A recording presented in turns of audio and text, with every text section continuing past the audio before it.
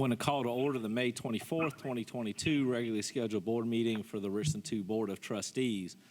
Dr. Holmes has been exposed to COVID from family, and so she is not with us today in person. She's here with us via the phone to make sure that we all remain safe. So, Dr. Holmes, we hope that you don't catch it, but thank you for coming via telephone to keep us all protected. We also have Dr. Scott, who I understand is on the phone as well. Dr. Scott is joining us via phone only for the executive portion, for the executive session portion of the meeting. She's asked to be via phone for that portion, and then will be joining us in person for the regular meeting. Ms. McFadden is here with us in person. Once we go into executive session, she will also be in executive session telephonically per request from her. At this time, can I have a motion to go into executive session? Mr. Manning? Dr. Scott? Yes, I just want to clarify that I am calling in via phone for executive session only due to the fact that someone violated our policy by recording on April 28th, so I just want people to be aware that's why I'm only calling in. Okay. Mr. Vice Chair? Yes, please. I move to convene an executive session for the purpose of discussing student appeals and a litigation update. Motion's been made by Ms. Mackey. Do I have a second? Seconded by Dr. Caution Parker. Is there any discussion? Mr. Vice Chair. Yes, Ms. Agostini. I, too, would like to share my colleagues' concern, and according to policy BEC, executive session open meetings, the last paragraph reads, under the state's open meeting laws, board members and other persons attending the executive session are duty-bound not to disclose matters discussed in the session. Board members or any other person attending will not use tape recorders or any other means of sonic or video reproduction to record executive sessions. So again, I share concerns with my colleagues of the April 28th recording of the meeting and have to question how long that's been going on. And additionally, it seemed like the recorder was on prior to my colleague losing her composure. So I do question the breach of confidence and trust of this board. Thank you. Thank you. Are there other comments? I'd like to call the question for the vote, Mr. Vice Chair. Ms. Mackey. All right, let's take the vote at this time. Is everybody up digitally? Dr. Scott, Dr. Holmes? Yes. I'm not. I'll be doing it by voice for this portion. I'll be electronically on when we have the meeting. Okay, so are you a yes to go into executive session? Yes. Okay. Is everybody else here up electronically?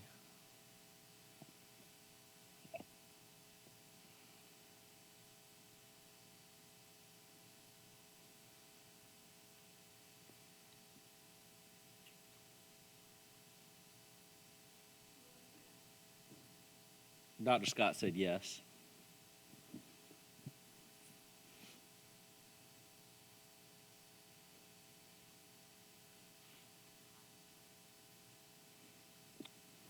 Motion passes 5 yes, 1 no, and 1 abstention. So motion passes. Going to reconvene the May 24th, 2022 regularly scheduled board meeting for the Richland 2 Board of Trustees. Dr. Holmes is joining us via phone. Unfortunately, she was exposed to COVID with her family. Dr. Holmes, thank you for not putting us at risk and staying at home and joining us via telephone. If I can have a motion for the end of executive session. Mr. Chair, Mrs. Agostini. I move that we adjourned executive session at 6:18 and that we reconvene in our general board member meeting. Thank you. Motions were made by Ms. Agostini. Do I have a second? Seconded by Dr. Caution Parker. Is everyone logged in to their devices? No. If we can do a hand vote and Dr. Holmes voice vote, all in favor? Yes. All right. All opposed? I'm sorry, did I see your hand, Ms. Agostini? I was all in favor. Yeah, okay. So it's unanimous. All right, we will now move on to the inspirational moment, Pledge of Allegiance. Ms. Mackey. Thank you, Mr. Vice Chair. This evening, we will be blessed with another student performance for our inspirational moment, and I will tell you a bit about this evening's performer from Westwood High School. Joshua Lantigua is a graduating senior at Westwood High School. He's been a member of the Westwood Orchestra since 2018. After a serious head-on car collision in October, during which his personal violin and bow were destroyed by fire, Joshua auditioned for the South Carolina Music Education Association Region 3 Orchestra. Playing on a borrowed violin and with a sprained wrist, he was selected and performed with the Region 3 Orchestra in November. In addition to the Region Orchestra, Joshua was selected for the Richland 2 District Honors Orchestra and the Richland 2 Violins of Hope Orchestra. Through a GoFundMe, Joshua was able to buy a new violin and bow in February, which has allowed him to continue to grow as a musician this year. He received an excellent rating on a violin-viola duet at the South Carolina Music Educators Association Solo and Ensemble Festival and was concertmaster of the Westwood Orchestra for the 2021-2022 school year. Joshua plans to continue playing the violin after high school. And in keeping with the theme of student performances at the last few meetings, dreaming is everything and clearly anything is possible. Without further ado, we will now hear from Mr. Lantigua.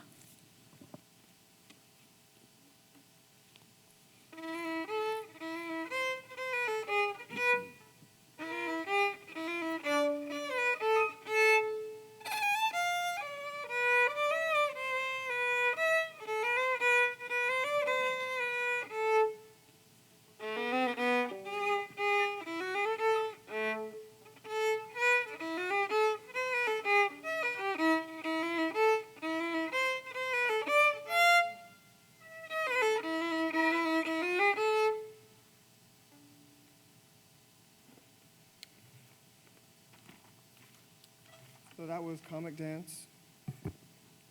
dance.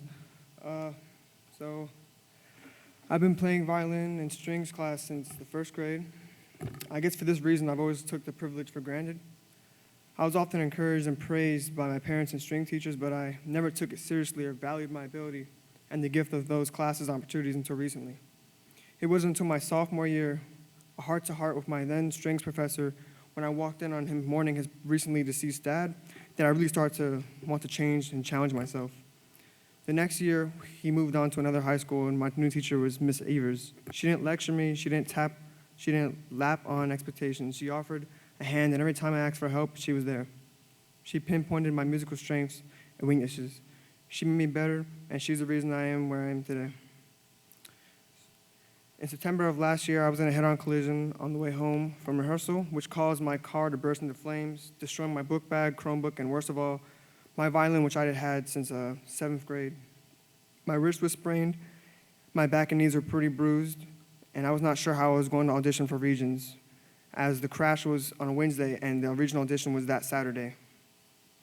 Ms. Evers let me borrow a violin from Westwood, and with my sprained wrist and her support and encouragement, I auditioned and got into Regions. I couldn't believe it.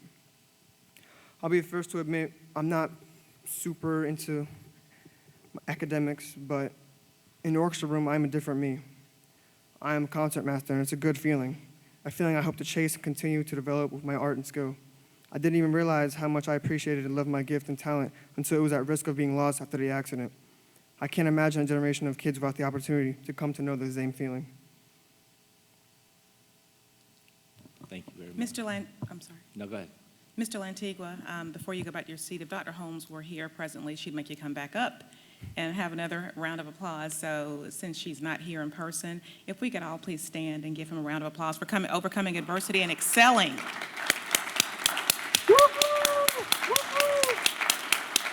Thank you very much. And Mr. Lantigua, if I could encourage you for a moment, you have encouraged us this evening. One of the things that our board chair wanted to do was to highlight student talent this year. And in keeping the main thing, you are the reason that we do what we do. Thank you for inspiring us this moment. Number one, you're blessed to be here. in light of hearing about your car accident, let alone excelling like you are. And you said something about not being that great in the classroom. My mom, who has taught for 54 years and counting, always talks about it, how it's not how smart you are, but how are you smart. You are brilliant, you are gifted, and you are talented in every way that God aspires you to be. So thank you for being here. Thank you for giving up your time on a weeknight to inspire us. You all volunteered to be here, and I appreciate that. Continue to pay it forward and encourage others the way that you have encouraged us this evening. Bless you. Thank you. Thank you Another very round of much. applause. Thank you for having me. If you'd all, could all please stand and join me as we recite the Pledge of Allegiance. I pledge allegiance to the flag of the United States of America and to the republic for which it stands, one nation, under God, indivisible, with liberty and justice for all.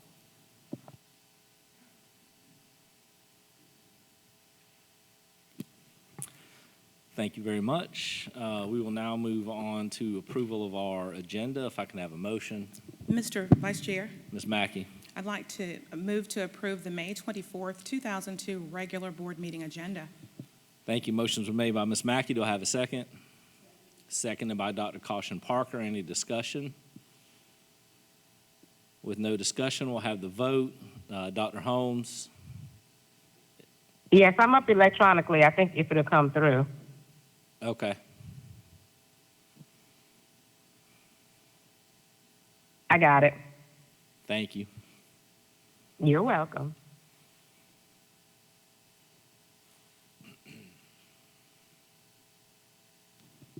My prompt hasn't popped up, but I'm voting in the affirmative, Mr. Manning. Thank you very much.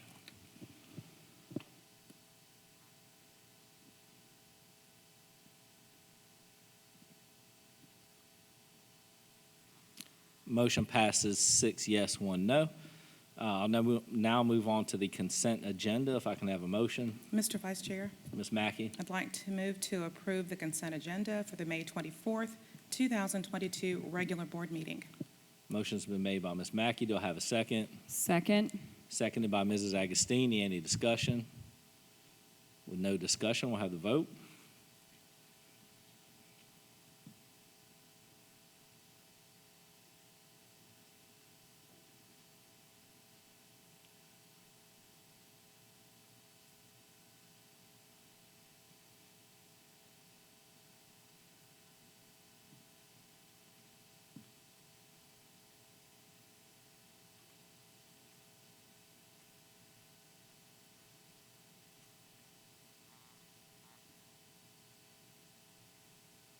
Motion passes unanimously.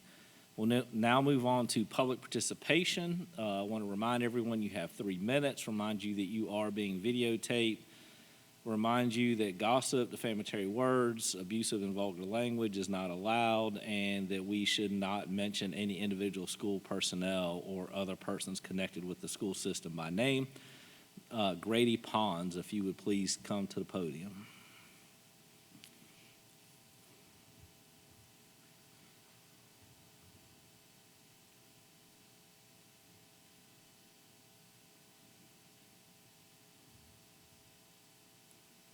Good evening. Good evening. I had first I want to address facility use. My daughter had a wedding here. We had a wedding here on May the 14th at this venue.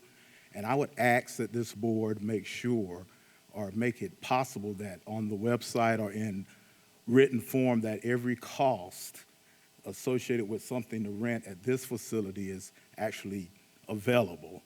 Much like if you would go to 1208 Washington Place or Central Energy or the State Museum or the Columbia Museum, so that you would know exactly what costs are, that if it's going to be a cost, particularly for something like a wedding, which you should expect to have a wedding rehearsal the day before, but if that's going to be an additional cost, that be laid out so that anyone wanting to rent these facilities or any district facilities will know.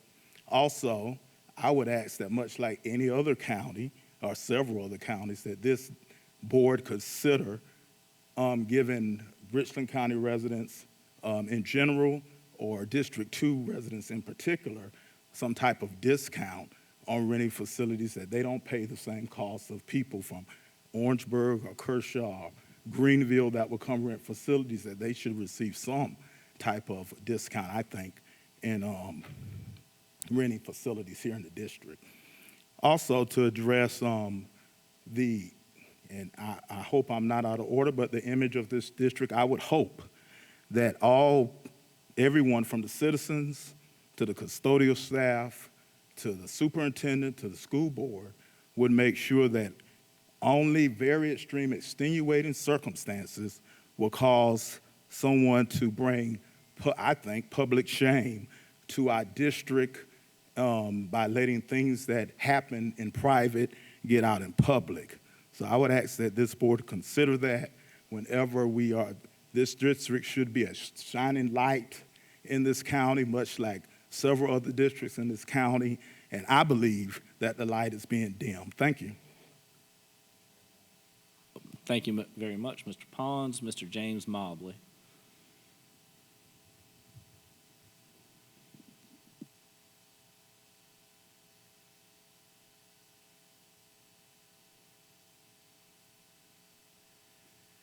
Good afternoon, Mr. Chair, board members. My name is James Mobley. I've been living in this district over 30 years. I've had 2 children, 2 sons graduate with 3 grandchildren. 2 sons, 3 grandchildren graduate from this district. I spent 15 years working in the district in transportation. Presently, I am a commissioner with the Richland County Recreation Commission. And today I want to announce that I'm running for a school board seat in November for the Richland District 2. Thank you for your time. Thank you, Mr. Mobley. Mr. David Overly.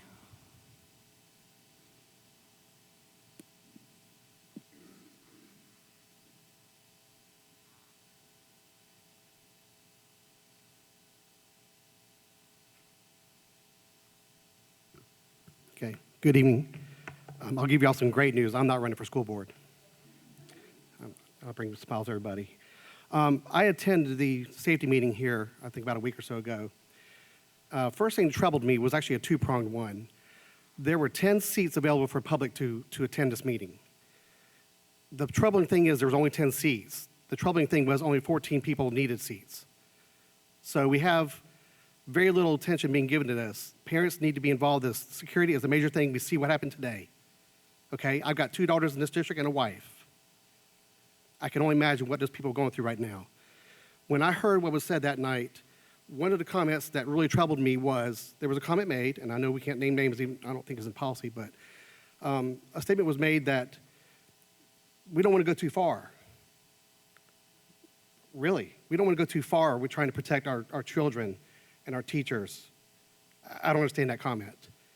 I think there's 15 families right now in Texas that would like to have people go out further than what they did. One thing I heard that night also that kind of troubled me is apparently drug dogs can tell between an honor student and a regular student. I didn't know that could be the case. We heard we want to be data-driven. So let's use data. Let's use data to decide where we need to focus our attention on as far as what students cause the problems. Let's use those data. We have that data available. I'm sure we do. I asked tonight, I can't be given this information apparently, but I would like to know how many security guards are in this building 9 to 5 compared to how many are in a school with 2,000 students. I bet it's a lot more. And lastly, I'll say this. For 14 years, I coordinated a program in a different district called Lunch Buddies, where we would go to the school and we would pair up with a student, and we kept that same student through, the goal was for all 4 years, 2nd through 5th grade. Ultimately, that didn't happen a lot, but we still paired up with a student and mentored them. We need to let parents back into schools, help the teachers out, help these teachers get more guidance with these students right now. A lot of these students don't get guidance at home. They need it from somebody. And so we're not letting parents into schools to help out. I don't know what else you can do, but that was a very valuable program.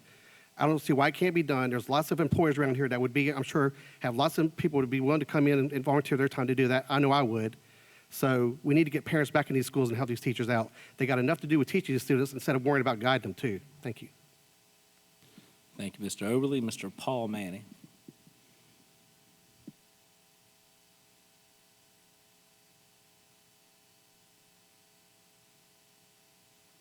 All right, good evening, everybody, and thank you for being here. It's a rough job.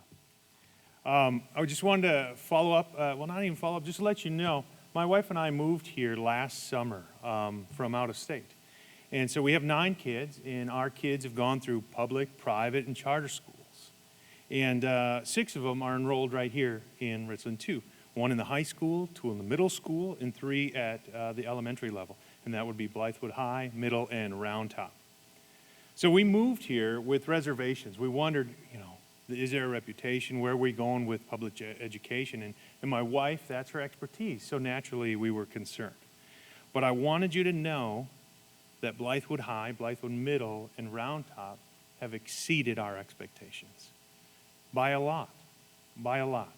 Not only are the facilities nice, the enrichment offerings are great. But after that, it is not only that, it's the focus, the long-term planning, the long-term concern for our kids' education after high school that we found really, really strong. But it's not the best thing. The best thing that we found was the administration and the teachers. The administration who addressed our concerns promptly and with compassion.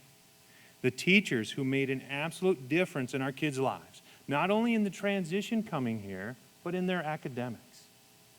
And so I wanted to publicly thank them, name them, because what they've done is made a huge difference in 6 of my kids' lives coming here from a different state, totally different environment, different size schools. And I know that the policy says not to name individuals, but I think that's only in the negative, correct? I can name them in the positive, right? Let's just keep it consistent so I don't have to. Okay, all I right. appreciate, but thank you. Normally we would all like right. that, but we'll be consistent. Okay, well, let me just tell you, then I'm going to reiterate what I've just said. The administration at Blythewood High School has been awesome. The administration at Blythewood Middle School has been spectacular, individually addressing my kids and knowing their names in doing so.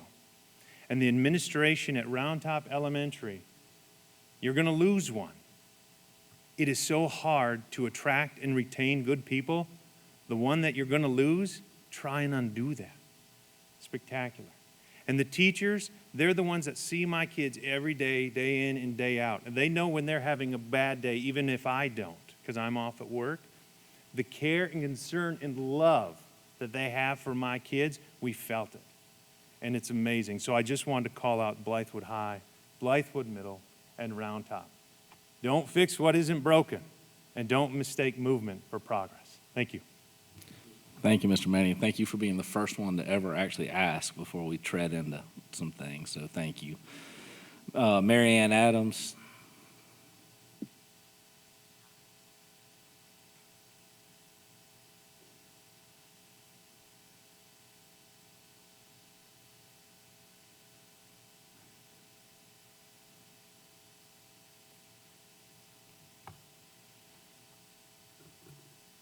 Good evening. I am appalled by the recording of the incident during the meeting on April the 28th. You will not allow me to say any names, and so this will be a bit confusing. During the incident, one of you taunted another board member by openly laughing at her. When she asked you to stop, you kept laughing and started calling her names. And I know this is not the first time that you've laughed at, taunted, or ignored her. It's a pattern, which made her hypersensitive, I would think. Some of you attempted to de-escalate the situation, but most of you did not and are complicit in the bullying. Of course, there is no excuse for her eventual outburst, but she is certainly not the only guilty party. In fact, I would submit that in a lot of ways she bears the least guilt in this situation, despite her words, because you provoked her and wanted her to react explosively. Effective leaders attempt to de-escalate situations. You deliberately make things worse. Instead of engaging with each other like professional adults, you behave like a group of popular middle school girls who corner the outcast of the group and tease and taunt her, usually out of sight of any adults until she can't take it anymore and explodes. No one believes her when she says that these nice girls treated her in such an evil manner. Most of the bystanders don't stand up for her, and she's punished. This is precisely the dynamic that's going on here. Perhaps many of you have been employed by the government your entire career. Private businesses would fire you all on the spot for treating a fellow employee the way you treat your fellow board members.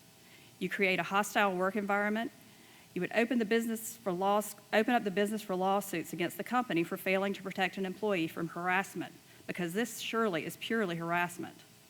The school district spent thousands of dollars on a workshop to help you all learn to play nice with each other, and yet you cannot engage in a meeting with basic courtesy to others.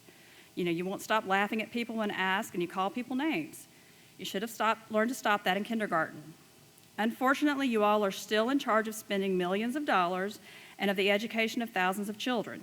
You can't be fired unless the governor himself removes you. I've asked him to remove you and other members here who display unprofessional and unethical behavior. And I really don't even know how to express how absolutely horrified I am by this evil display of behavior. I kept my girls out of middle school partly to avoid this kind of mean girl dynamics, and I just never dreamed I would see it on full display by professional adults. Thank you. Thank you, Ms. Adams. We'll now move on to our executive session items, 7.1. Dr. Scott.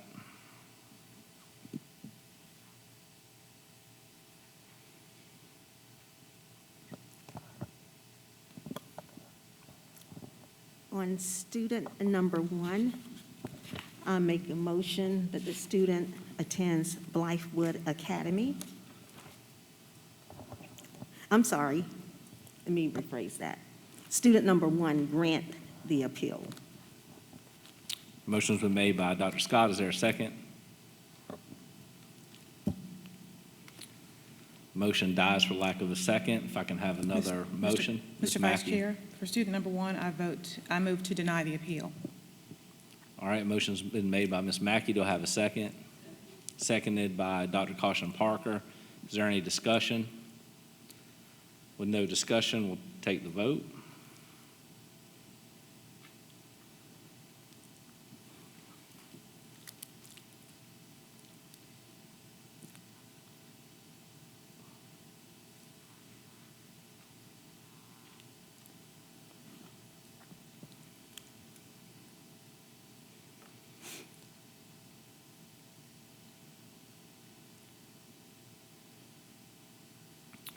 Motion passes 5 yes, 2 no. Dr. Scott? Yes, student number 2, grant the appeal. Motion's been made by Dr. Scott. Is there a second? Second. Ms. McFadden has seconded the motion. Is there any discussion? With no discussion, we'll take the vote.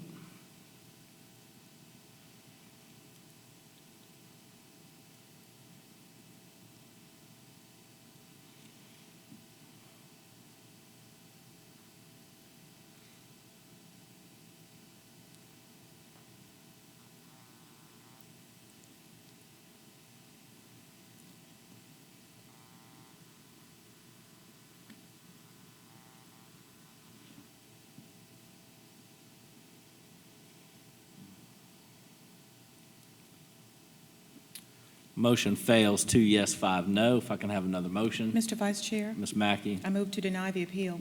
Motion's been made by Ms. Mackey to deny. Is there a second? Second. Seconded by Mrs. Agostini. Is there any discussion?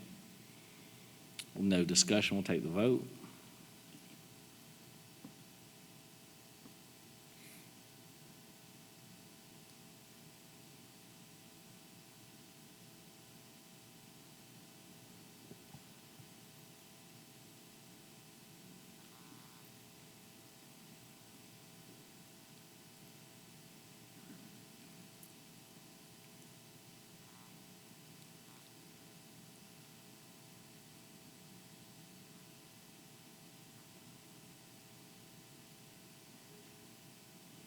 Motion passes 5 yes, 2 no. Dr. Scott?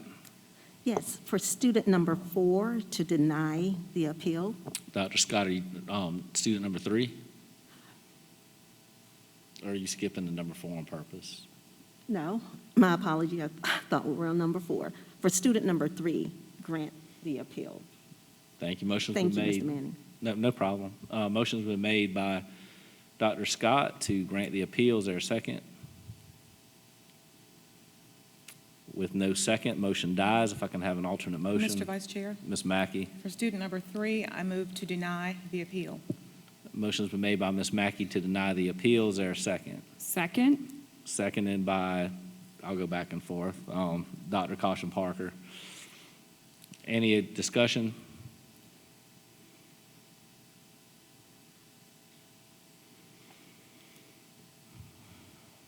I'm sorry, with no discussion, we'll take the vote. I apologize.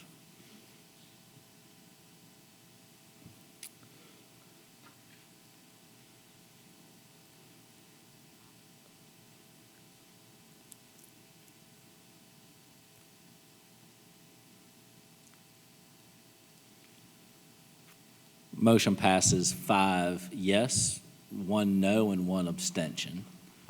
All right, now Dr. Scott, student number 4. Okay, number 4, student number 4, deny the appeal. Motion's been made to deny. Is there a second? Second. Seconded by Mrs. Agostini. Is there any discussion? With no discussion, we'll take the vote.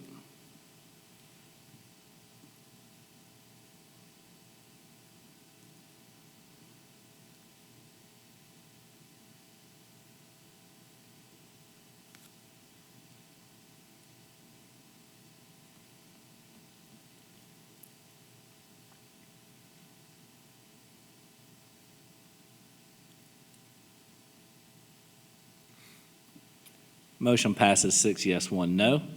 Dr. Scott, student 5. Student number 5, to grant the appeal. Motion's been made by Dr. Scott to grant the appeal. Is there a second? Second. Seconded by Ms. McFadden. Is there any discussion? With no discussion, we'll take the vote.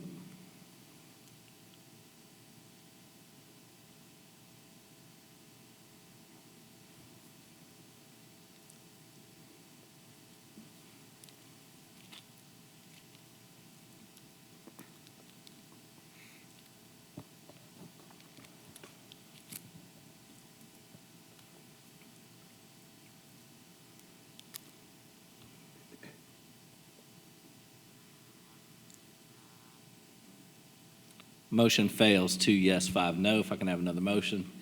Mr. Chair, Mrs. Agostini. I move to deny the appeal. Motion's been made by Mrs. Agostini. Is there a second? Second. Seconded by Ms. Mackey. Is there any discussion? With no discussion, we'll take the vote.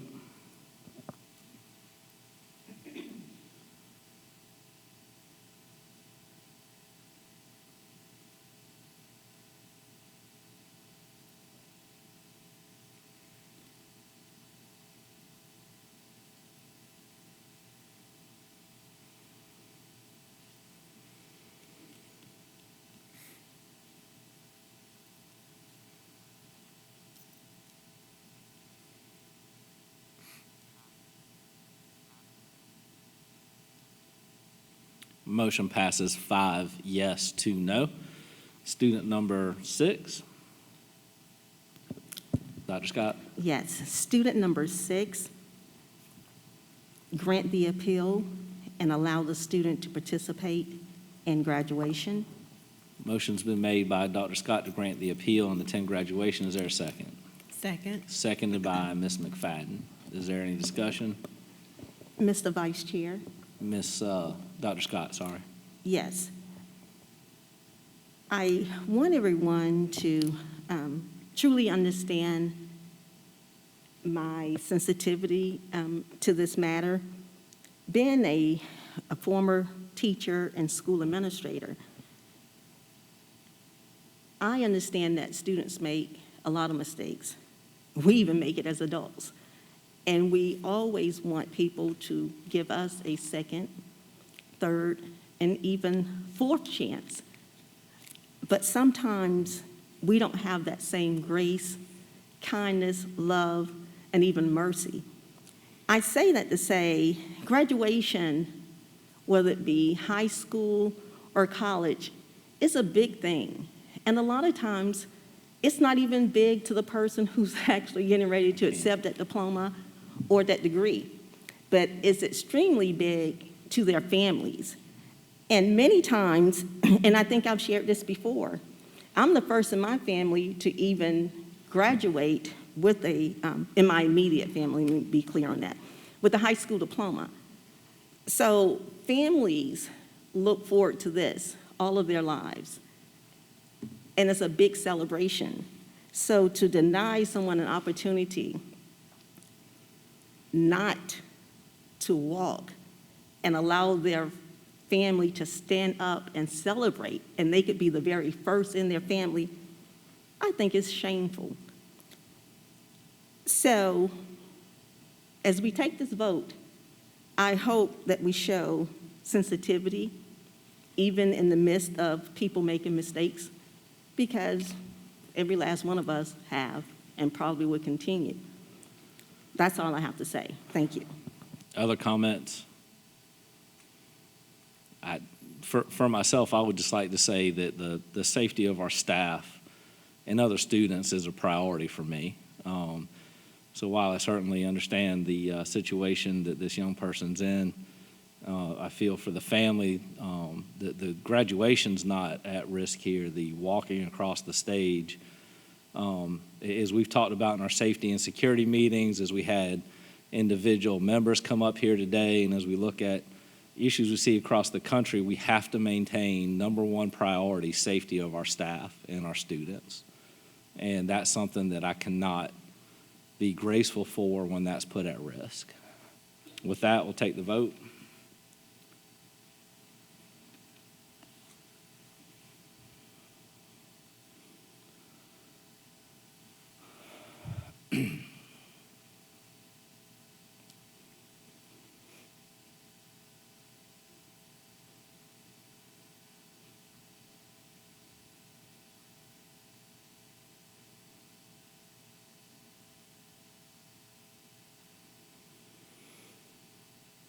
Motion fails, 2 yes, 5 no. If I can have another motion. Mr. Vice Chair, Mrs. Mackey. I move to deny the appeal, and it's kind of lengthy, Ms. Lewis, so I'll talk slowly. Deny the appeal, allow the student to receive their diploma by mail,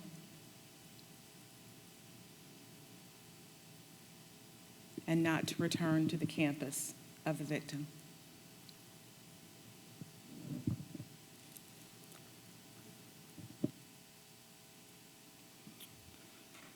Motion's been made by Ms. Mackey. Do I have a second? Second by Dr. Caution Parker. Discussion? I'm just, I was getting ready to go to oh, discussion. okay. Is there any discussion? Yes, I'm just curious at the motion about victim. I'm just curious because I don't recall us. Mr. Having Vice a Chair, we're not discussion allowed about to use names, so a there's no victim. other way that I can describe the person who was on the receiving end of this person's action. So I'm trying to be very careful with how I word the motion. Yeah, I understand, Dr. Scott, what you're asking. However, it's a sensitive topic that's hard to discuss without disclosing particulars. I think what they're asking for is not to return to the campus. Right, but the word victim was actually used, and I didn't see that in our documentation. So I was just wondering, is that something we need to? I mean, that's the motion. That's the motion If that it fails, I understand, but I'm not able to use the person's name. that I'm going to let the motion stand as it is. We have a second. If board members don't agree with that, then we can vote our conscience. Mr. Chair, Mrs. Agostini. a question. Will this student be permitted to walk at graduation? When I made the motion that I made was that the student be able to receive their diploma by mail, but not be able to return to that campus. Graduation And is not at I'm sorry. campus. I understand, Ms. Agostini, and not be allowed to walk at graduation. Okay, Ms. I did not indicate that initially, Ms. Agostini. She Yes. didn't. Just to make it easy, Mrs. Agostini, can you make that as a secondary motion of the primary motion, and then we can just vote on that, and that way I don't have to go back to amend primary. I know that was your intent, but we have a motion and a second. Okay, And just fine. to That's be fine. consistent across the board, I would prefer to do it. I would That's like fine. to make a That's fine. secondary motion that the student not be able to walk at graduation. Second. All right, motion made by Mrs. Agostini, seconded by Mrs. Mackey. Since this is a secondary motion, we'll do this as a hand vote. All in favor of the secondary motion not to allow the student to walk? All in favor? Yes. Okay, all opposed? All right, that secondary motion passes 5 yes, 2 no. So Ms. Lewis, I know you probably Tell me how I can help here.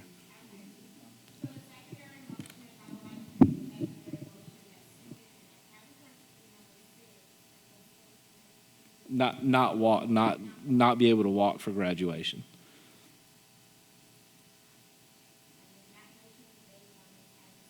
Yes, I was the second, Ms. Ms. Mackey. Lewis.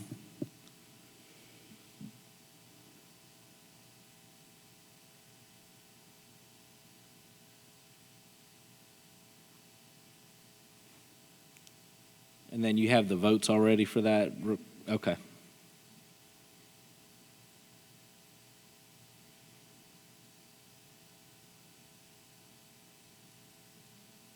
We did just vote. That's what we just voted on. So, no, she's working on it down there. Okay, so that's the secondary motion. So now we go back to that motion is added now to the primary motion that was originally made by Mrs. Mackey.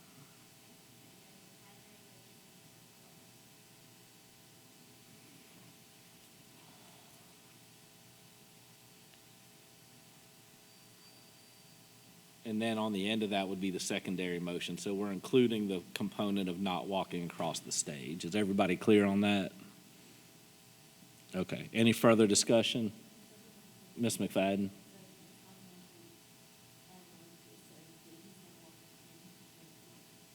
So the motion now is to deny the appeal, allow the student to receive their diploma by mail, not to return to the campus of the victim, and not to walk across the stage.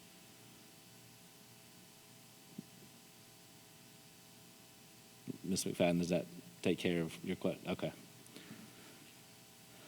All right, so everybody's clear on what we're voting on?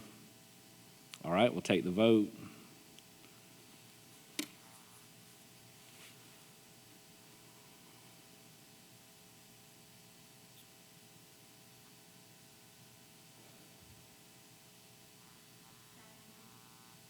Dr. Holmes, I'm voting in the affirmative. thank you.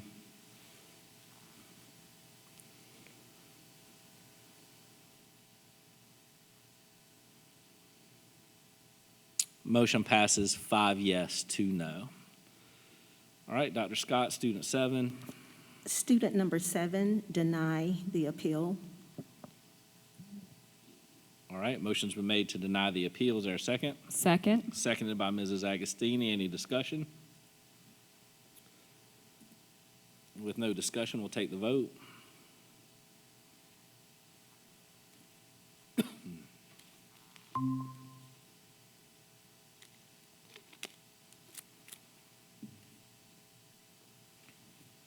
Hello?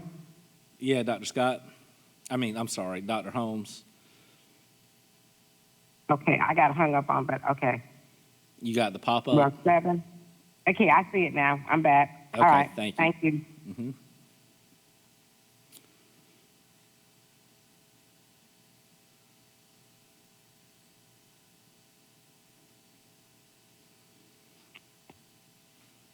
Motion passes unanimously. All right, student number 8, Dr. Scott.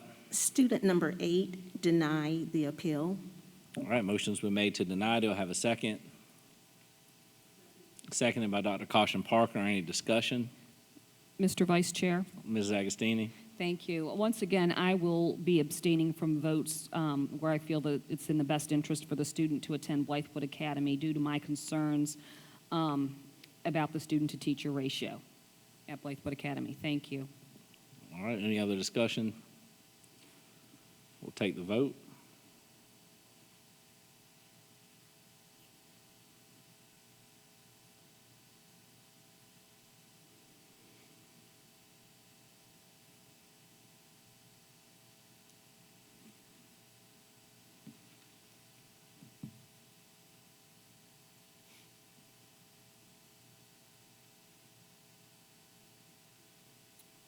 Motion passes 5 yes, 2 abstentions. Dr. Scott, Student number 9, deny the appeal. motion's been made to deny by Dr. Scott. Is there a second? Seconded by Dr. Caution Parker. Is there any discussion? With no discussion, we'll take the vote.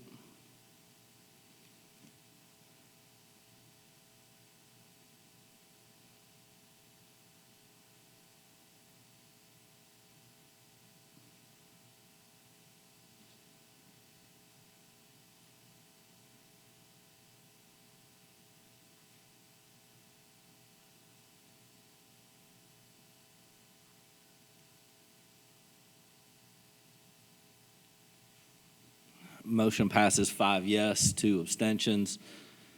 We will now move on. 7.2, item 7.2 is not needed. There was no other items for discussion in executive session. Number 8.1, item 8.1, a contractual matter regarding auditing services. Dr. Davis. Thank you, Mr. Vice Chair. Mr. Vice Chair, administration is asking for a motion to award a contract to Burkett CPA to provide auditing services for the period of July 1, 2022 to June 30th, 2025, with an option to renew for 2 additional years. Thank you, Dr. Davis. And just to be clear, that was done via an RFP process, correct?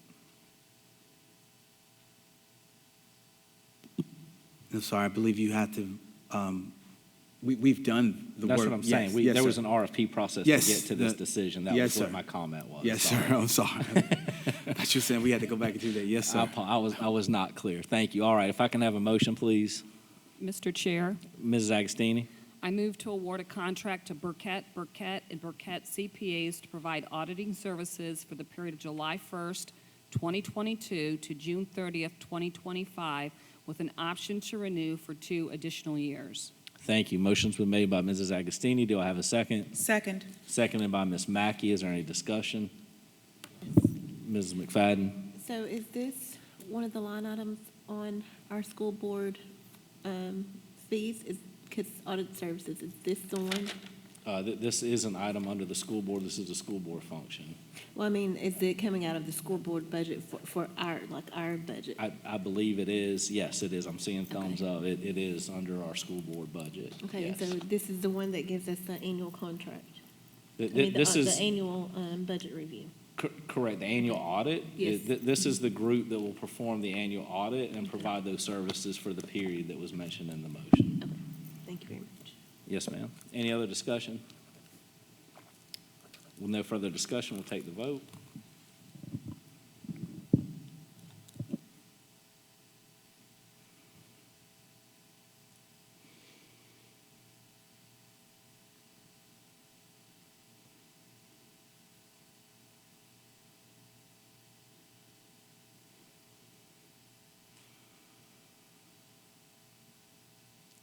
Motion passes 6 yes, 1 no. Moving on now to item 8.2, proposals for the SBA's 2023 legislative resolutions and/or changes to the association's constitution. Do I have a motion? Mr. Vice Chair, Ms. Mackey? move to accept the proposals for SCSBA's 2023 legislative resolutions. Motion's made by Ms. Mackey. Do I have a second? Seconded by Dr. Caution Parker. Is there any discussion? Yes, sir. Ms. McFadden? I was just curious to know, we're not actually going to do any of these. We're not going to change them. Is that correct?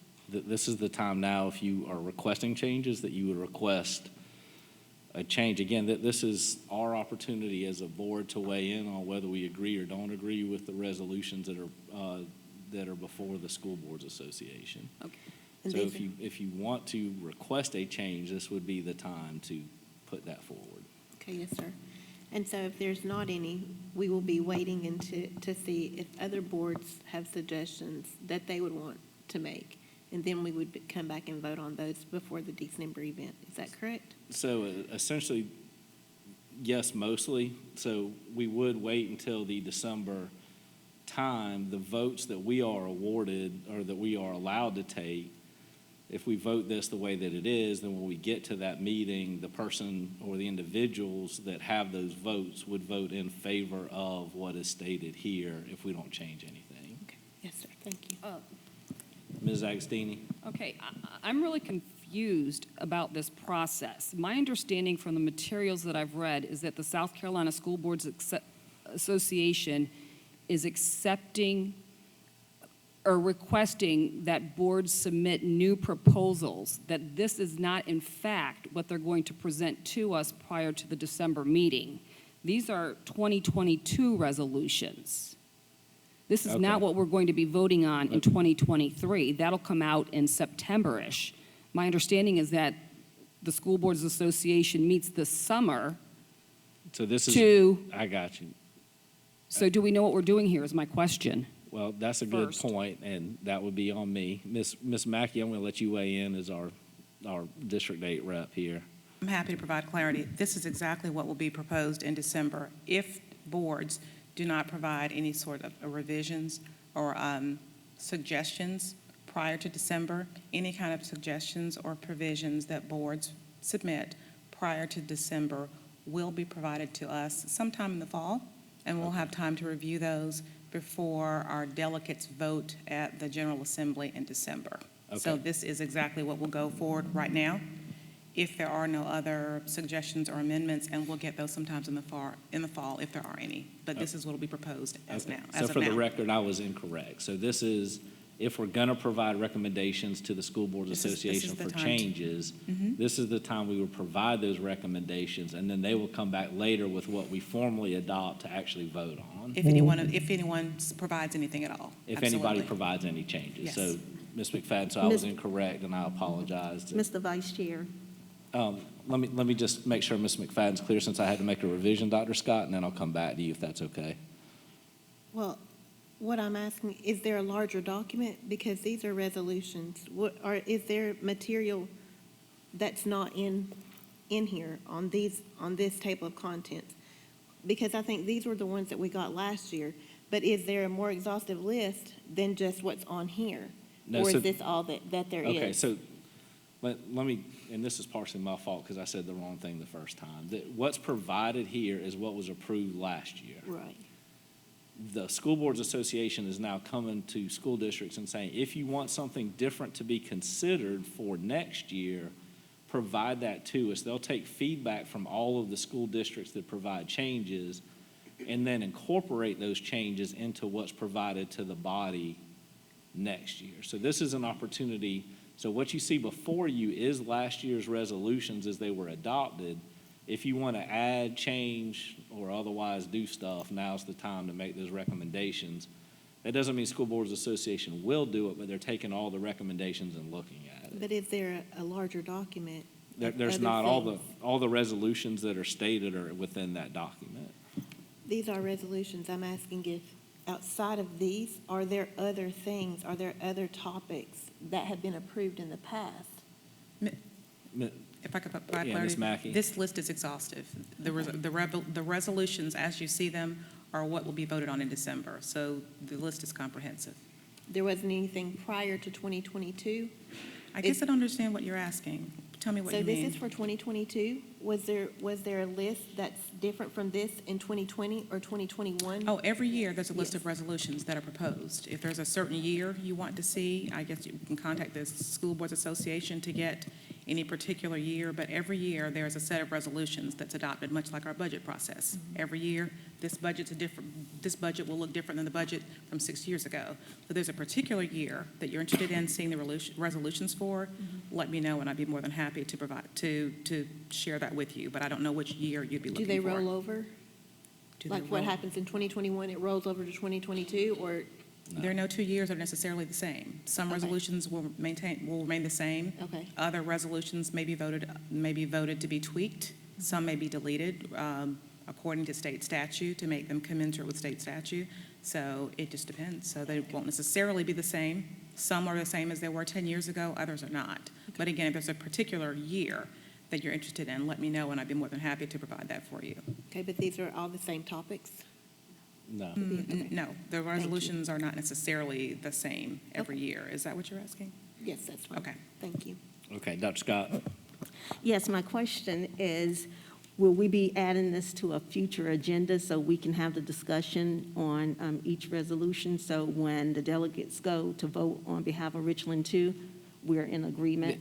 So- The answer is yes, again, but it may be different than this because, again, what we're doing right now Right. is I providing understand. I just want to make recommendations. sure we But yeah, but include it. before we get to the delegate votes, we would have another opportunity to review what the final resolutions that will be voted on, we will review those at another time. Right, and I'm asking that because for the past several years, we have not come together collectively to discuss each one. So I want to make sure on a future agenda that we at least include this so we can have a discussion prior to. I feel like We we did it. normally We let did. the I delegate. feel like we did it Well, last year, what we didn't we? normally I feel like we did it last year, What we didn't we? normally do is just let the delegate go and vote his or her conscience, and I think that's where Ms. Agostini did one time and Yeah, and I kind think of upset the board. Yes. So I just want to make sure at least this time we have a So discussion about we it. have done that since we had that time. I think Okay. we've done it the last year or 2 years. Okay. And we will continue to do that going forward. Okay, thank you.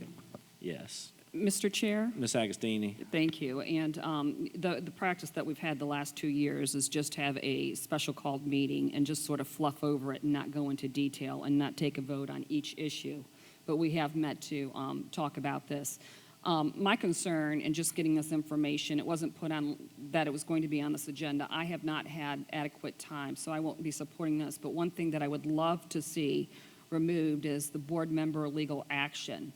And that one states that South Carolina believes in prohibiting a school board member from instituting in his or her capacity as a citizen, taxpayer, or school board member any legal proceeding before any court or governmental agency opposing or challenging any votes taken by the school board of which he or she is a member. This prohibition does not affect a school board member's right in his or her capacity as a private individual to seek redress for a personal grievance resulting from board action. And I'll just use as an example, a couple meetings ago when board members were requesting to get the individual spending travel budgets of each board member, and we were being told that it was they were personal accounts. Okay. And this is public information, and should the board deny a request such as this, I do think that a board member is able to take legal action to get remedy against the board when they are being denied information they should have as a board member. Thank you. Okay, Mr. Vice Chair. Ms. Mackey first, and Okay. then I'll get you, Dr. Scott. Yes, ma'am. Were you done, Ms. Agostini? Okay. Just to provide clarity, every year, as individual board members of our local boards, we are tasked to vote our conscience.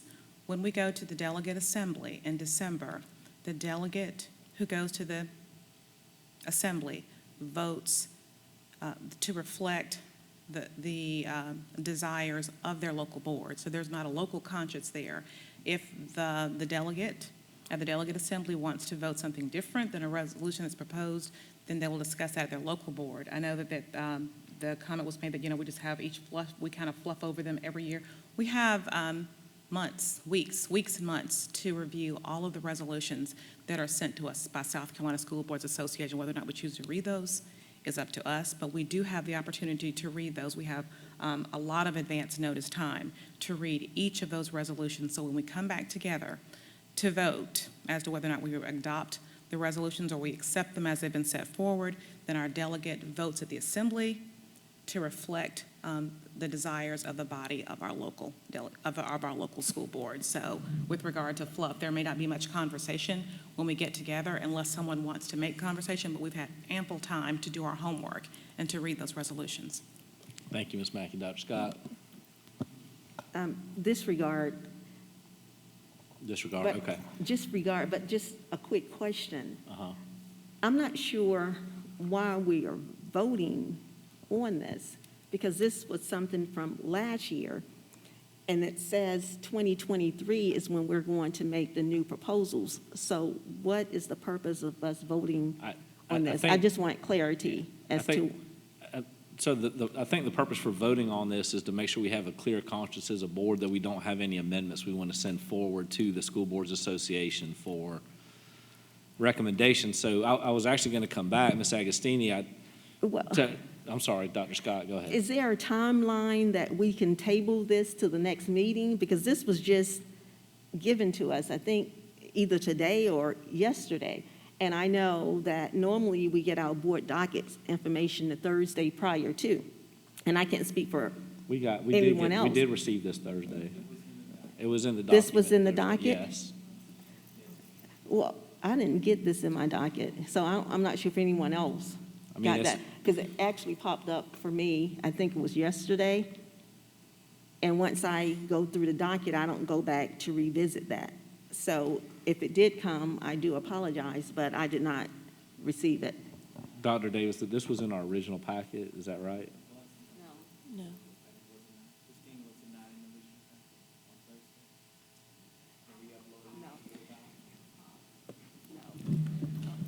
It was not.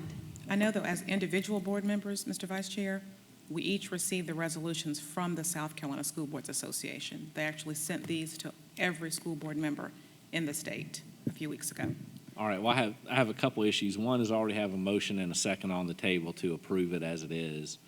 So before I can entertain a tabling of that, I have to address that issue.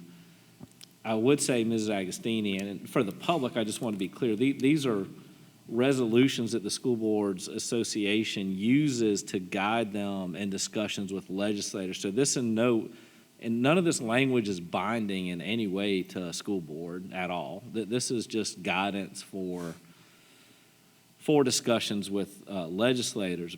But still, that being said, Mrs. Agostini, if that's a change you would like to see, if you want to make that motion, this would be the time to make the motion Well, to do this that. motion I appreciate that, and this isn't meant to be smart, but this is, can be removed when we meet again or at the delegate meeting. But yes, I make a motion to remove the second statement about the board member legal actions. So you're saying the whole The whole board thing. member legal, you would like to remove To the remove board it. member legal actions resolution here? Is that what you're asking? Yes. Okay. Motion's been made by Mrs. Agostini. Do I have a second? Second. Second by Ms. McFadden. Is there any discussion? Yes, sir. Let me get Ms. McFadden since she made it, and then Dr. Scott, I'll come to you. Okay, so I would like to agree with Ms. Agostini. However, I was scrolling to SCSBA, their little newsletter on May the 17th, and I found this, and it said that we're responsible for it. So I sent our chair a notification asking when we have to do this because it's due June 13th, which is one day right before our next meeting. So this would be the only meeting that we would have in order to present any resolutions. Exactly. And she said that she did not have any information sent to her. But on the SCSBA website, it said it had already been sent to the superintendents and the chairs. It didn't say a date, but she said that she did not get it. So I asked if we could put it on the agenda because this will be the second time that we've done this since I've been here, and I didn't know how to go about changing the information properly. So I wanted it to be on here and for us to have a discussion about what we wanted to change and go through it. I don't know if we need to have another meeting to do that because by the time we have our next meeting, if we put it on the agenda, it's going to be a day too late. So this would have to be the day that we would have to make any changes or to put any resolutions out there. So I'm not sure how you guys want to go about it, but today would be the last day to do that unless we have another meeting. Thank you, Dr. Scott. Well, Mr. Chair? I think I'll get you. Ms. McFadden actually shared what I was about to say because I just pulled it up myself. And we have not had an opportunity to even review most of this. I skimmed through earlier, and there are some changes that I would like to make, but I am not prepared to do that this evening. And I know as a board, we have not included this on the agenda for us to have a board discussion on it. So I'm not sure which route to take, but if we have to make a decision tonight, unfortunately, I will not be able to make that decision because we have not had the conversation collectively. Thank you. Thank you. Mrs. Agostini. Mr. Chair, when you my get a question- moment. All right, Mrs. Agostini, Dr. Holmes, Ms. Mackey. So Yes. if my motion should pass, my question is, then how is it presented to the School Boards Association that we do not want this, that we would like, that Richland 2 would like this removed from the resolutions? Ms. Mackey, you want to I'm answer happy to that? provide clarity. If that's the motion and it passes tonight, we'll simply send an email or notification to the South Carolina School Boards Association indicating that this is a proposed amendment or strike that we'd like to add to the list of resolutions that are voted on in December. Also, this is a local board. Locally, if there's any proposed policy revision with regard, well, it's not policy, they're just resolutions. They're not laws, they're not legally binding, they are resolutions. as Mr. Manning said, designed to help the South Carolina School Boards Association when it's advocating on behalf of schools. We have until 9 of December. If someone decides, October, November, that they want to see a piece of one of the resolutions changed or edited, we can vote on that any time as a local board. What will happen in the December assembly is that the delegate who represents us will present that on the floor. They will make a motion on the floor at the time that all the delegates are together, make a motion on the floor to present what our board locally has presented. So yes, your motion, should it pass, will formally be presented to SCSBA. But if we have any policy revision from now to December that we want to make changed or to have, added at the floor at the assembly, we can do that at any time. Okay. Ms. Agostini, did that answer your question for now? It does, thank you. Okay, thank you. Dr. Holmes? Yes, point of clarity. Ms. McFadden did bring that up about that paper being sent to us. I did not receive it, so I then asked Dr. Davis, did he receive it? He indicated that he had not received it either. The same email that everyone received with the attachment, the document was attached to it to every board member, as Ms. Mackey has indicated, was the same one that I received at the same time, not previous to that. When Ms. McFadden asked that it be put on the agenda item, we immediately added it to the agenda item. So just for point of clarity, there was at no time did we receive it ahead of time. We received the same information that everyone got at the same time, and those attachments were given to everyone at the same time. Thank you. All right. I would like to ask at this time if we could go ahead and take the vote on Mrs. Agostini's motion to remove that item. So I have a motion and a second. I'm sorry, Mrs. Agostini, you made the motion. Ms. McFadden seconded it. So at this time, we'll take the vote on that issue. Do you need a hand vote, Christine, or? Okay.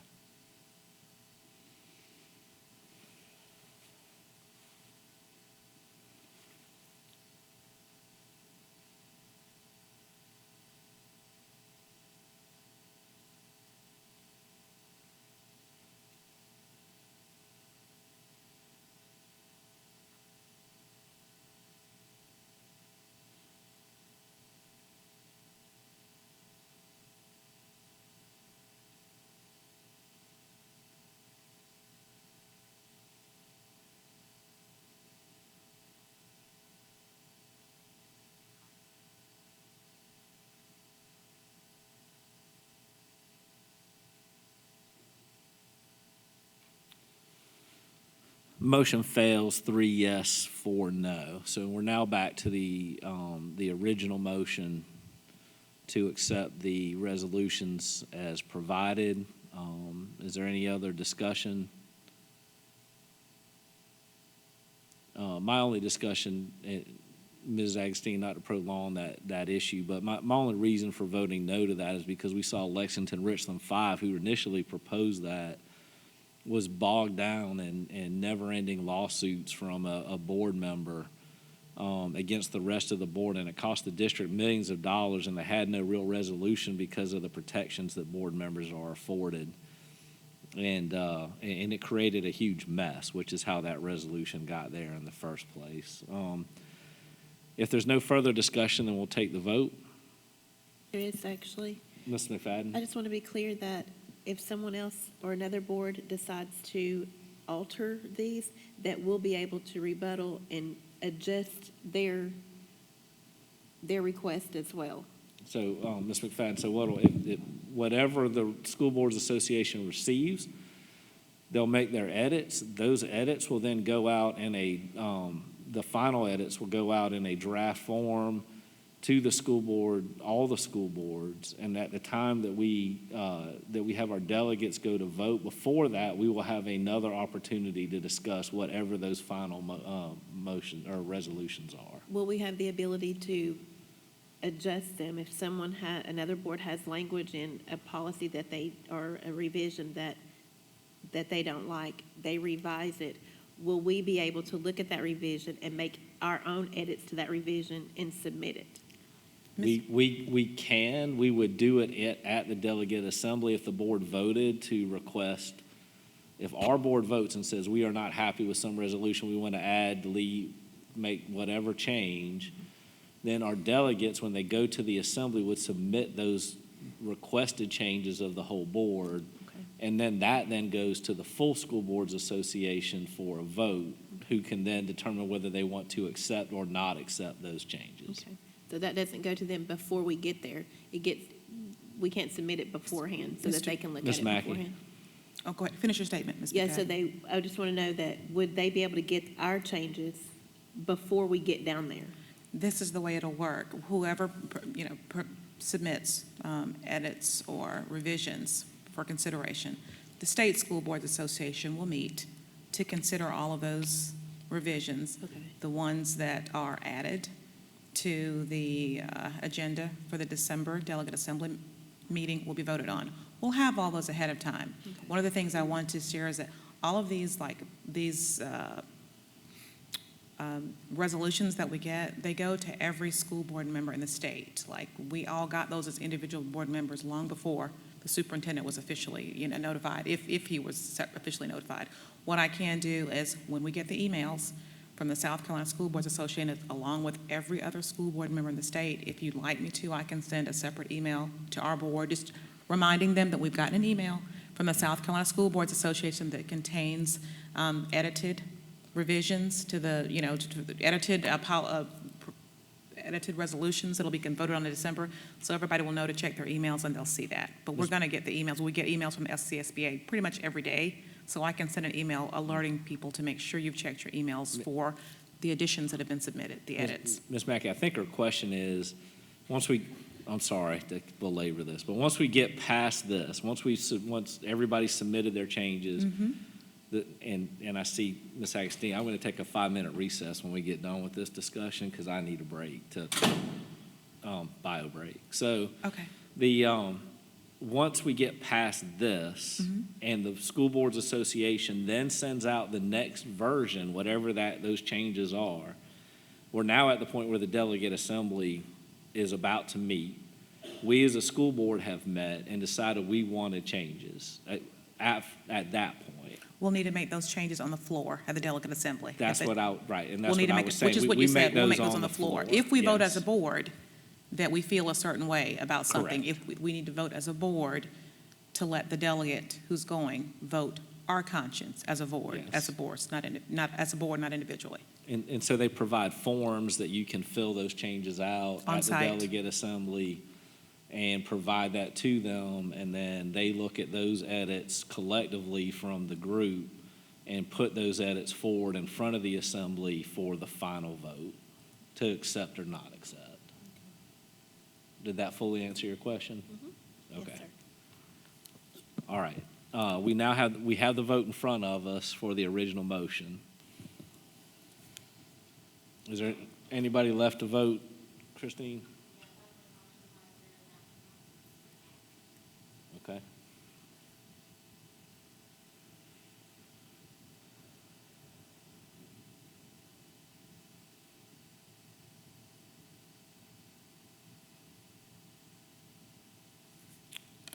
Motion passes 5 yes to no. And at this time, I'm going to call for a 5-minute recess, please.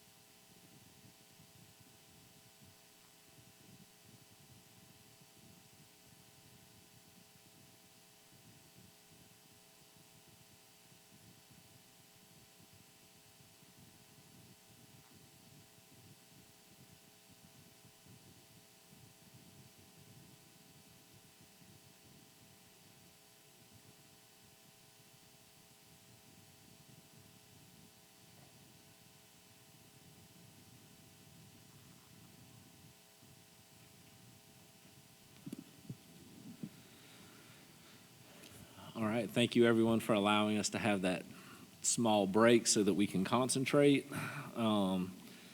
Just to clarify before we go on to the next item, Dr. Davis did verify that we in fact did have the resolutions uploaded to board docs on Thursday. So I just wanted, he received that information during that recess. We will next move on to item 9, new business, no action requested. Dr. Davis, the Richland 2 highlights. Mr. Vice Chair, Dr. Scott. prior to going to that, can I have a point of privilege for a minute? Yes. I want to recognize one of my former students. I hope I don't embarrass her, but this is so important for me to do this because I've been speaking of her for almost 15 years ago. And Miss Izzard, I think she's Miss Gatson now. Miss Izzard, Miss Gatson, I don't want to embarrass you, but you have to stand up for me. And I would like for you to come to the front if you don't mind for a second.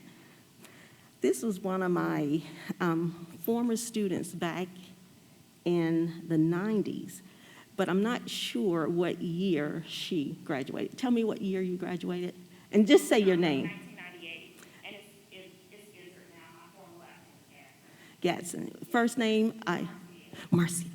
I wanted to recognize her because it's just so important to me.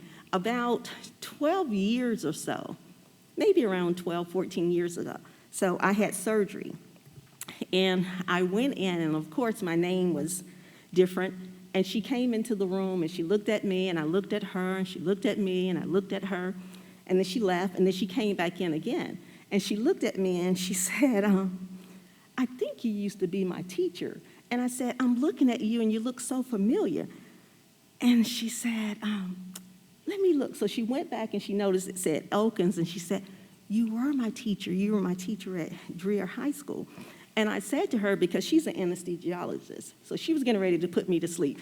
And Ms. Agostini is laughing because I tell the story, I know 5,000 million times. I've shared this story with people.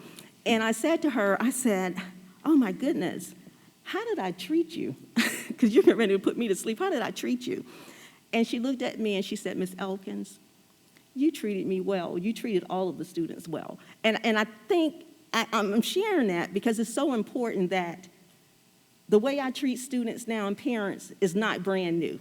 This is a young lady who graduated in 1998, who I was her teacher. And for her to be able to say that, I just really appreciate that. Because you just never know. Life is full circle. And you never know when your students are later going to become your attorney or your doctor or your anesthesiologist or whatever it may be.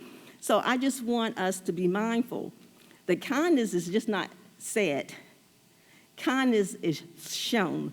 So thank you so much. I hope I didn't embarrass you, but you know once a student is always a student no matter how old you get. So thank you for your kind words and thank you for what you do. And she's now a parent of 2 students here in Richland too. So thank you for your time. I do appreciate it. And thank you for coming to the board meeting. I haven't seen her since my surgery. Thank you, Mr. Manning, for that. You're welcome. Dr. Davis, Richland 2 highlights. Thank you, Mr. Vice Chair. Mr. Vice Chair, members of the board, and to our community members and partners that are here with us today and those that are watching. It is now time for the district highlights, and the district highlights are organized around our 4 core values in the area of learning. 3 Richland 2 seniors rose to the top of a competitive list of students seeking National Merit Scholarships. The National Merit Scholarship Corporation recently announced this year's National Merit $2,500 scholarship winners. The following students are 3 of 32 seniors in South Carolina who are receiving scholarships. Macy Collins of Blythewood High School, Zachary Hwang of Spring Valley High School, and Alexander Winslow of Richland Northeast High School. The scholarship recipients were chosen from a talent pool of more than 15,000 outstanding finalists. Choice 2 closes next Monday. Applications for Expanded Choice, Magnets, and the Richland 2 Virtual School will be available until Monday, May 30th at 5 p.m. at richland2.org/choice. Check the district and school's website for more information on choice options, magnets, and the virtual schools. In our community, Big graduation days are fastly approaching for some 2,200 students. W.R. Rogers Adult Continuing and Technology Education Center graduation ceremony takes place tomorrow at 6 p.m. in the Ridgeview High School auditorium. Thursday at 10:30 a.m., I will have the joy of presenting certificates of completion to students who receive special needs services. Their graduation ceremony is being held here at R2i2. High school graduations are next week. Commencement exercises will begin with Westwood High School at 8 a.m., Blythewood High at noon, and Richland Northeast High at 4 p.m. June 1st at Colonial Life Arena. June 2nd graduation ceremonies begin at 8 a.m. with Spring Valley High School and Ridgeview High School at noon. Tickets are not required. Graduation ceremonies will be streamed live on the district's website, richland2.org/live stream. The last day of school is Friday, June the 2nd. The character portion of my report highlights our premier scholars. And for the first time in 2 years, we were able to gather together to host the Premier Scholars Banquet in person. It was wonderful to sit back and see smiling faces as we celebrated the accomplishment of 54 seniors in the graduating class of 2022. These 54 seniors are at the top in each of the These 54 seniors are at the top in each of our 5 high schools. They have excelled academically, and some are recipients of national academic scholarships. For this level of achievement, countless positive character traits has powered these students' accomplishments. They have been calm under the pressure to pass all those tests. They've been responsible and disciplined to stay the course and not give up. They have confidently maintained a premier mindset and demonstrated consistent excellence in the practice of our core values. Congratulations to each scholar and their families. Continue to walk along your path to purpose, understanding that you have unique gifts and talents that will aid you along the way. And now for some joy. At only 12 years old, Kelly Middle School 6th grader Andrew Jennings has developed an investment strategy primed for a future of innovation and transformation. Andrew's vision of the future and how to invest for the long term earned him a big win in the Invest Right competition. Andrew and his teacher, Pam Bruni, were honored by the Securities Industry and Financial Markets Association Foundation and South Carolina Economics during a surprise presentation at the school earlier this month. The Invest Right competition challenged 4th through 12th graders to describe an investment portfolio of stocks, bonds, and mutual funds in sectors destined to transform the future, from technology to medicine to transportation and beyond. Andrew is in the INC program, which is a business and economic themed school within a school magnet at Kelly Mill. 4th graders Zoe Sangal and Peyton Montgomery are the overall winners of the Robotics Challenge in the 2022 South Carolina 4-H Engineering Challenge. Zoe attends the Center for Knowledge Magnet Center, and Peyton is a student at Round Top Elementary School. Now in its 8th year, the 4-H Engineering Challenge aims to rise students' interest in science, technology, engineering, and math. The robotics teams and other winners were trained at the STEM lab by STEM for Kids in Richland County. School counselor at Joseph Kills Elementary School, Jasmine Medlin, is the Richland 2 Learning Support Services Staff Person of the Year.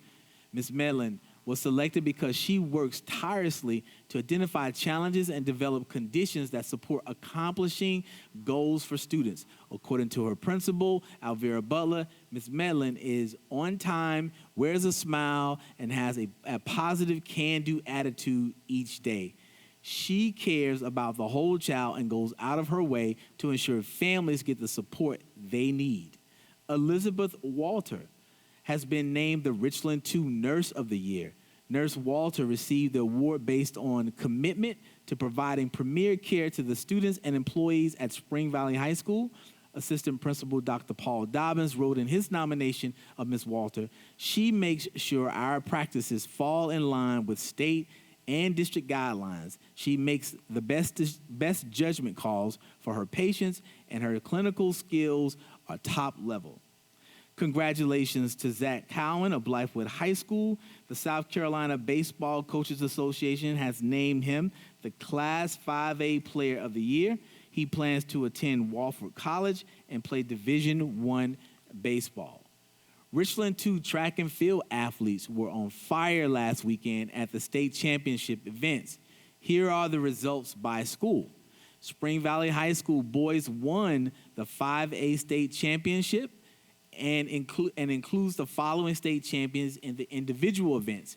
The 4x800 meter relay, Jackson Inman, Ethan Taylor, Jack Stacy, and Tyler Schuler, and the boys triple jump, Mondale Hutto. Blythewood High School girls team is the 5A state runner-up, and individual state title winners include the 200-meter dash, Peyton Hightower, the long jump, Brianna Green, the 4x100 meter relay, Peyton Hightower, Brianna Green, Haley Duncan, and Aria Williams. The 4x400 meter relay winners were Peyton Hightower, Aria Williams, Monica Joy, and Olivia Taylor. And the boys' high jump was Randy Kelly. The Westwood High School's girls team is the 4A state runner-up. Individual state champions include Brianna Rodriguez, who won the 100-meter hurdles, the 400 hurdles, the 200 meters, and the 4A state track athlete of the year. Takara Gaskins, the long jump state champion, and the 4x400 relay team, Brianna Rodriguez, Takara Gaskins, Kennedy Rivers, and Thana Davis. Congratulations to all the track and field state champion winners.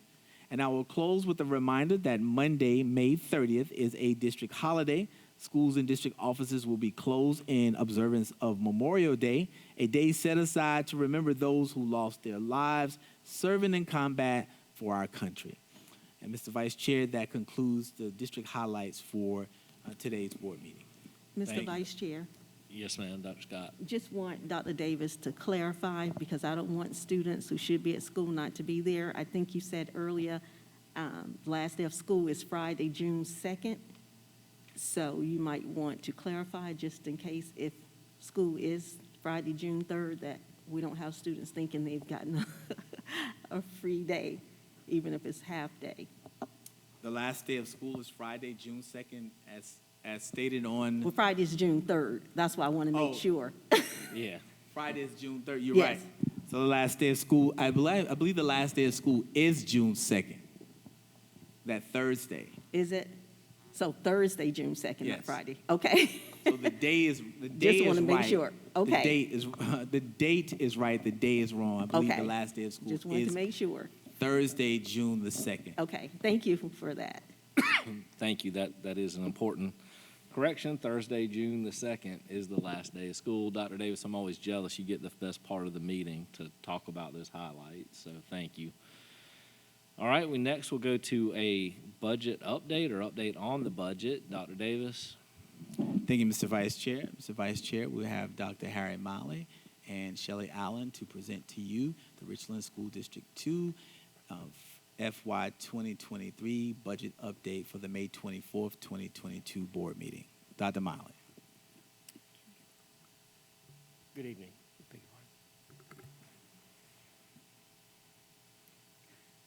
I'm going to make sure we have the pointer. Thank you. Making sure we have the pointer. Good evening, everyone. We still don't have anything definitive. The legislature is still not coming back, have not come back and settled the budget. But we have another update on where we are, as much as we know, and what our next steps are. And so Shelley will be presenting that. But again, this is, we have been told that the legislature will not be resolving anything until after the primary elections on June 14th. So it may be the 15th or later. As you know, we have till the end of the June to adopt a budget. One of our options and one of our considerations will be having you consider a continuing resolution like we did during the pandemic, although I guess we're still in the pandemic to some degree. But those are things that we'll be discussing over the next few minutes. With that, Shelley? Thank you. I hate following the highlights and the joy stuff and all that's fun, and now we get to talk about one of the most challenging budgets that I've ever been involved in my 25 years. One of my colleagues shared with some of us the other day that she had never felt worse about a budget than she does right now, even her worst budget ever in 2003. So it's just been a real interesting year so far, and y'all have heard that and been experiencing that as well as we've gone through this process. Just wanted to recap briefly what we've already kind of touched on at the prior meetings. I know it doesn't seem like a lot because we still don't have a lot of answers, unfortunately. We do know that there is anticipated change to the funding formula. Right now, that looks totally different in the House as it does in the Senate. So how that's going to play out, we're still not sure, but we're still anticipating that there is going to be a change in that. The Senate and the House, and when I refer to the House versions at this point, it would basically be House, what they're referring to as 2, which is the amended House version. Both of those versions are very different. They're both different in how they're calculated and in the dollars that are actually allocated. And we'll see a little bit of that difference shortly. Both of the versions leave the district with a funding gap. And I think in our previous updates, you've seen the original House, you've seen the Senate, and basically where that leaves us after we go through the revenue piece and what we would have to implement. And then the last thing is just kind of being reminded that based on our surveys and priorities that we looked at, that employee compensation is still one of the #1 priorities for the district. Okay, what we know today versus what we do not know today. Again, those allocations for our district between Senate and House are very different. We're going to take a look in just a moment at some of the differences between other districts. And let me go ahead, I meant to start out by saying this. This presentation is now posted on Board Docs. We sent you a document to look at. It was in Board Docs last week, but we also wanted to have a hot off the press, which is very interesting because literally there was something hot off the press today to put in here so that we had the most current information. So that presentation that we're going through now is available out there as well. Just wanted to make that point. But what we do know today is that those 2 versions are very different for Richland too. There are some districts that the differences are not that great. There are some districts that the House version may be better, Senate version may be worse, where in our situation, the Senate version is better than the House. But it's kind of all over the place at this point. As Harry mentioned earlier, or Dr. Miley mentioned earlier, we'll not really have any firm idea, possibly, of what that state revenue will look like until mid to late June. So that is definitely creates some challenges in our timelines. We do know that the cost of health insurance is supposed to be increasing by 18.1%, and the employer share of state retirement is going to increase by 1%. So those are some of the things that we do know. What we don't know is what we can expect with regards to the funding allocation, what dollars we will get. We don't know truly which formula or process they're going to even use to calculate it because there's still several out there at this point. We really don't know when we can expect to get those final numbers. And the other aspect of that, those relate to revenue, but the other thing we don't know is what we'll have to do or be required to do with the teacher salary schedule.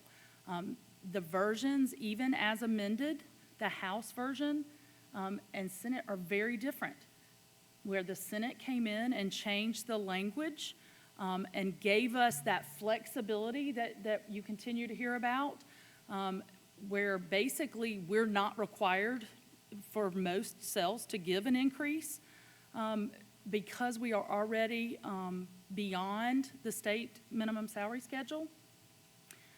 The House amended still has the original language or does not provide the verbiage to give us that flexibility. So at this point, we would still be required under the House amended version to maintain our local supplement, which means that if there's a $4,000 increase to the teacher salary schedule, we would also have to give that, which was very expensive in Richland too. So the differences in those versions is very significant, especially for Richland too.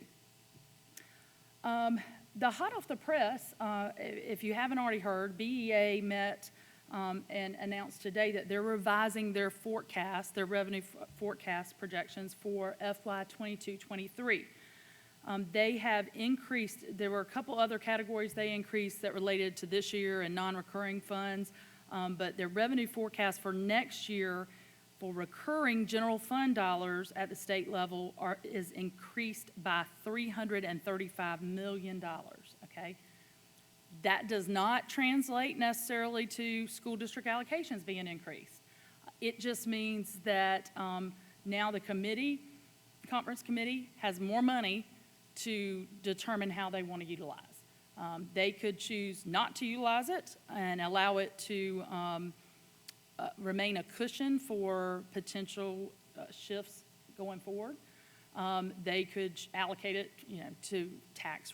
There's no telling what they could do with it. So there's no guarantee that that is going to impact education. But there is an opportunity as of today that was not there yesterday. So we'll continue to monitor that and see how it's going to impact us. One of the things, I know there's several times where all of us are sitting there going, it's May, it's towards the end of May. By this point, I have almost hives because we're not actually having a budget document and being ready to move forward and know what's going to happen next year. But part of why we have not made any drastic decisions and we have not gone to make a commitment one way or another is there are such differences in the versions that are out there and what they mean for us in revenue. I wanted to give an illustration. This is just a sampling of the different funding levels that are out there, showing the House original projections, the Senate projections, and the House amended projections, okay? So the original projections we received in March, Senate projections early May, and House amended mid to later May. And as you're looking at those, if you'll see, Richland 2, we go from original projections of a little over $7 million to, under Senate, a little over $12 million, and then now with House amended to $9 million, okay? That's a very big difference between all of those different scenarios. So trying to build a budget and determine if you're going to cut, how you're going to manage that, if you're going to be able to implement changes, if you're going to be able to provide, salary increases, those funding differences are pretty drastic and are definitely going to impact what direction you go in. There are other districts you could see.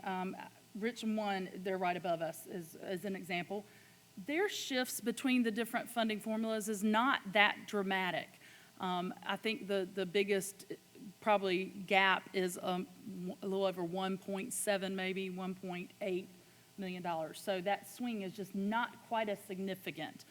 So it's not as risky for certain districts if their funding in all three of those is falling out similar. And added to that, one of the issues is that, for instance, Richland 1, and this is not a Richland 1, Richland 2 issue, this is across the state, but for instance, Richland 1, they get about a third of their budget from state allocations. And their difference between the Senate and House plan is roughly $1 million, but that's affecting about a third of their budget. Well, we get 2/3 of our budget from state funds, and our difference between Senate and House version is huge. So the difficulty of putting a budget together for Richland 2 is perhaps a lot harder than some other districts in the state that have less reliance on state funding, and that those differences between the House and Senate version are much closer together. And I wanted to add that frequently, on the last several years, somebody asked me today, well, there's frequently we approve a budget before the House and Senate agree on something, and that's usually true, but that conference committee is arguing over a few $1 million, and the impact on school allocations is not that important, isn't that big of a deal.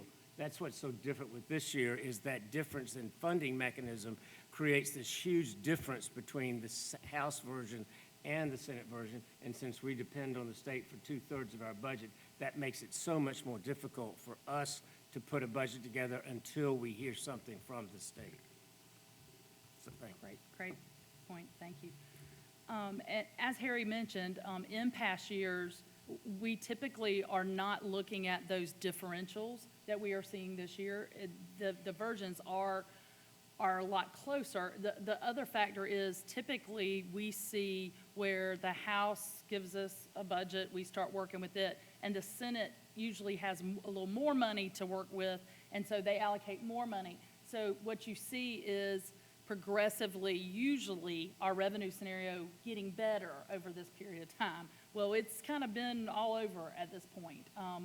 And just there's a lot of uncertainty, and our risks for just relying on one of these and picking which one we want to use are just very high.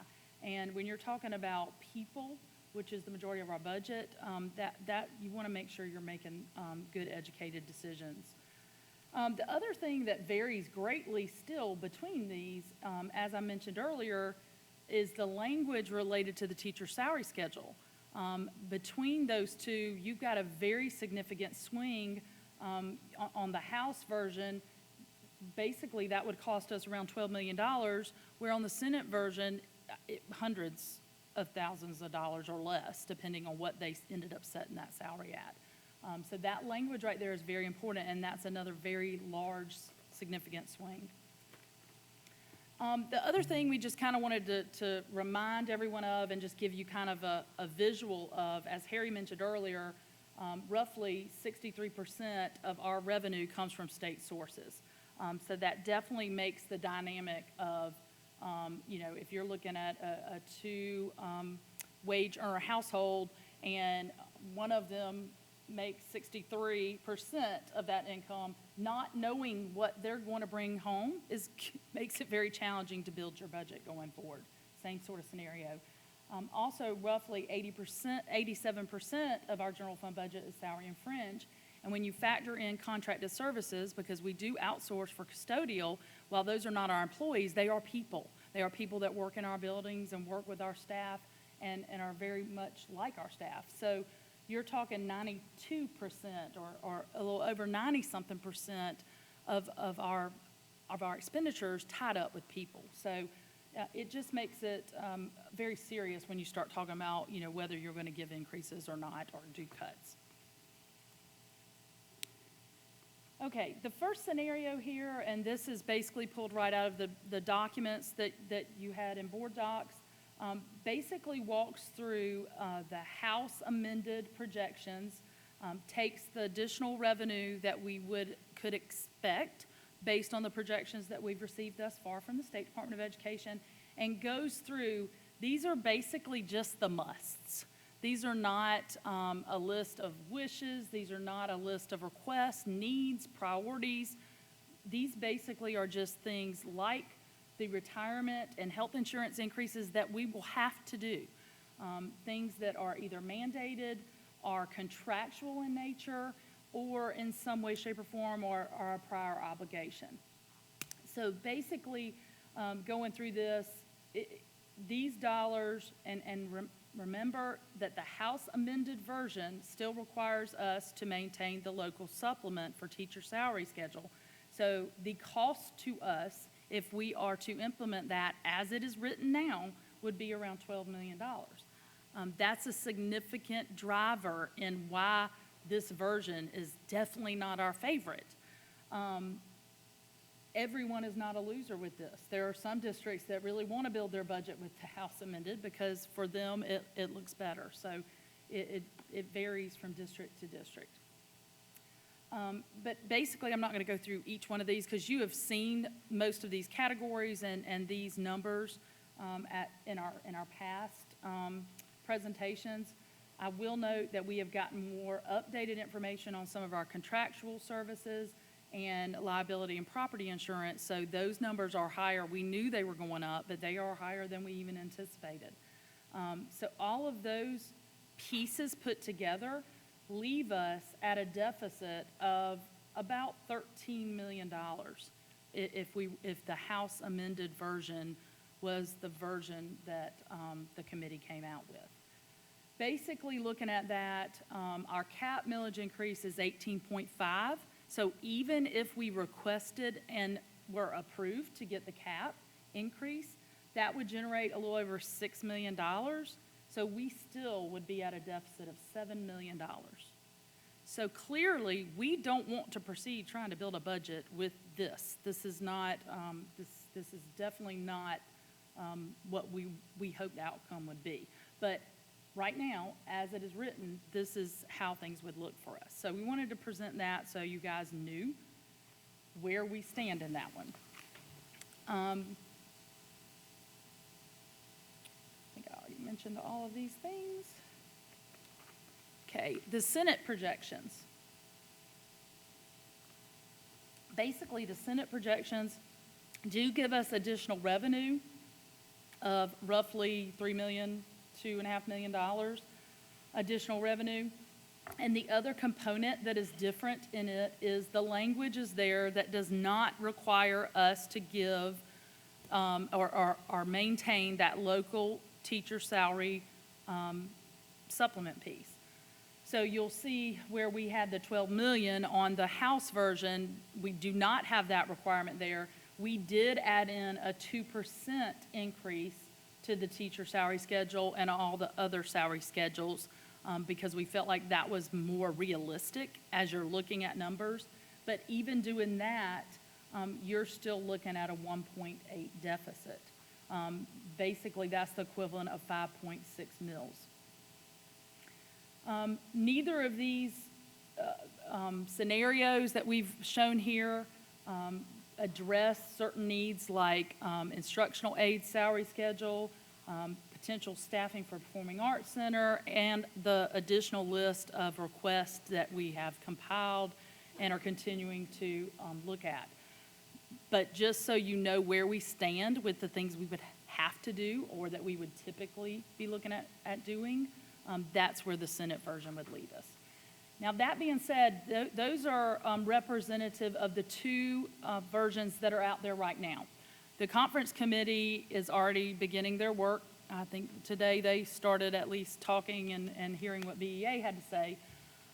So who knows where that will lead? That could lead to a hybrid in some way, shape, or form of these.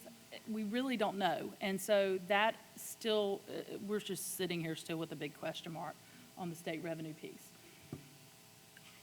The other thing we want to just bring to everyone's attention is the fact that the timeline, our timeline, the county's timeline for approving budget, and the state's potential timeline for giving us a final budget definitely does not work together this year at all. It's always a challenge. We always get down to the end and it's very difficult, but this year it's increasingly difficult as we don't anticipate getting any information from the state until beyond June 15th. That being said, we've got a couple things for you guys to consider tonight, and we're going to walk through some of that related to the county's timeline and just where that leaves us as a district. One of the things that we've discussed and feel like we need to consider, and we're bringing to you guys to begin considering this, is going ahead and adopting a continuing resolution. The state has adopted a continuing resolution way back, just basically as a safety net in the event that the budget is not approved by June 30th.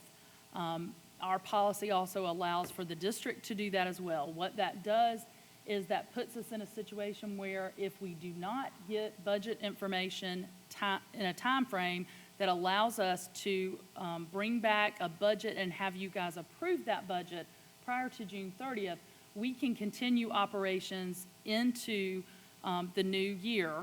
So in July, we could continue with the existing budget that we have now, and at least continue to operate. We can continue with payroll and things of that nature until such time as we bring back a budget and you guys approve a budget, and at that point, the new budget would go into effect. But it kind of provides us a safety net, so if we do get down to the wire, we're covered.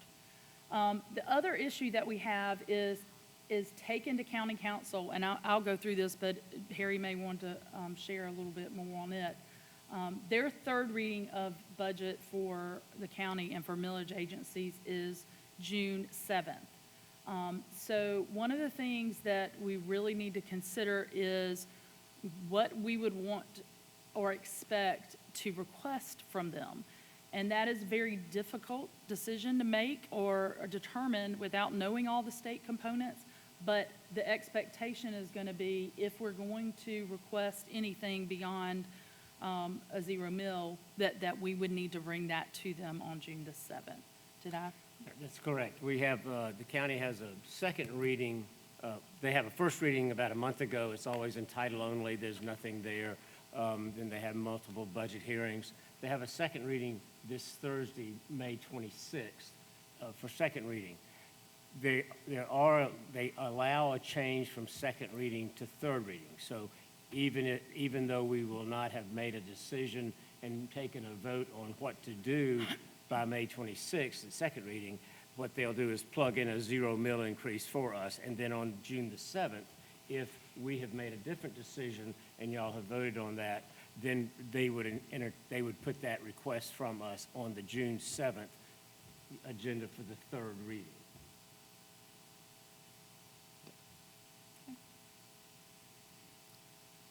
And then just a couple things that we wanted to just mention as we're discussing and considering the millage, that we have not increased our general operating or debt service millage since 2019. And also, as mentioned earlier, the county will finalize their budget likely prior to us receiving any of the state revenue information. And in the past, what we had been able to do with the legislature moving a little bit faster in previous years, certainly 5, 6, 7 years ago, we would have a state budget at least to the point of adopting our own budget, entertaining whether we asked for a millage increase or not. We would bring that budget to you, the board would approve it in 2 readings, and then we would take our budget that you'd approve in 2 readings to the county in time for their 3 reading process. The delays at the state level these days require us that the county doesn't receive a whole lot of state funding for the general fund budget.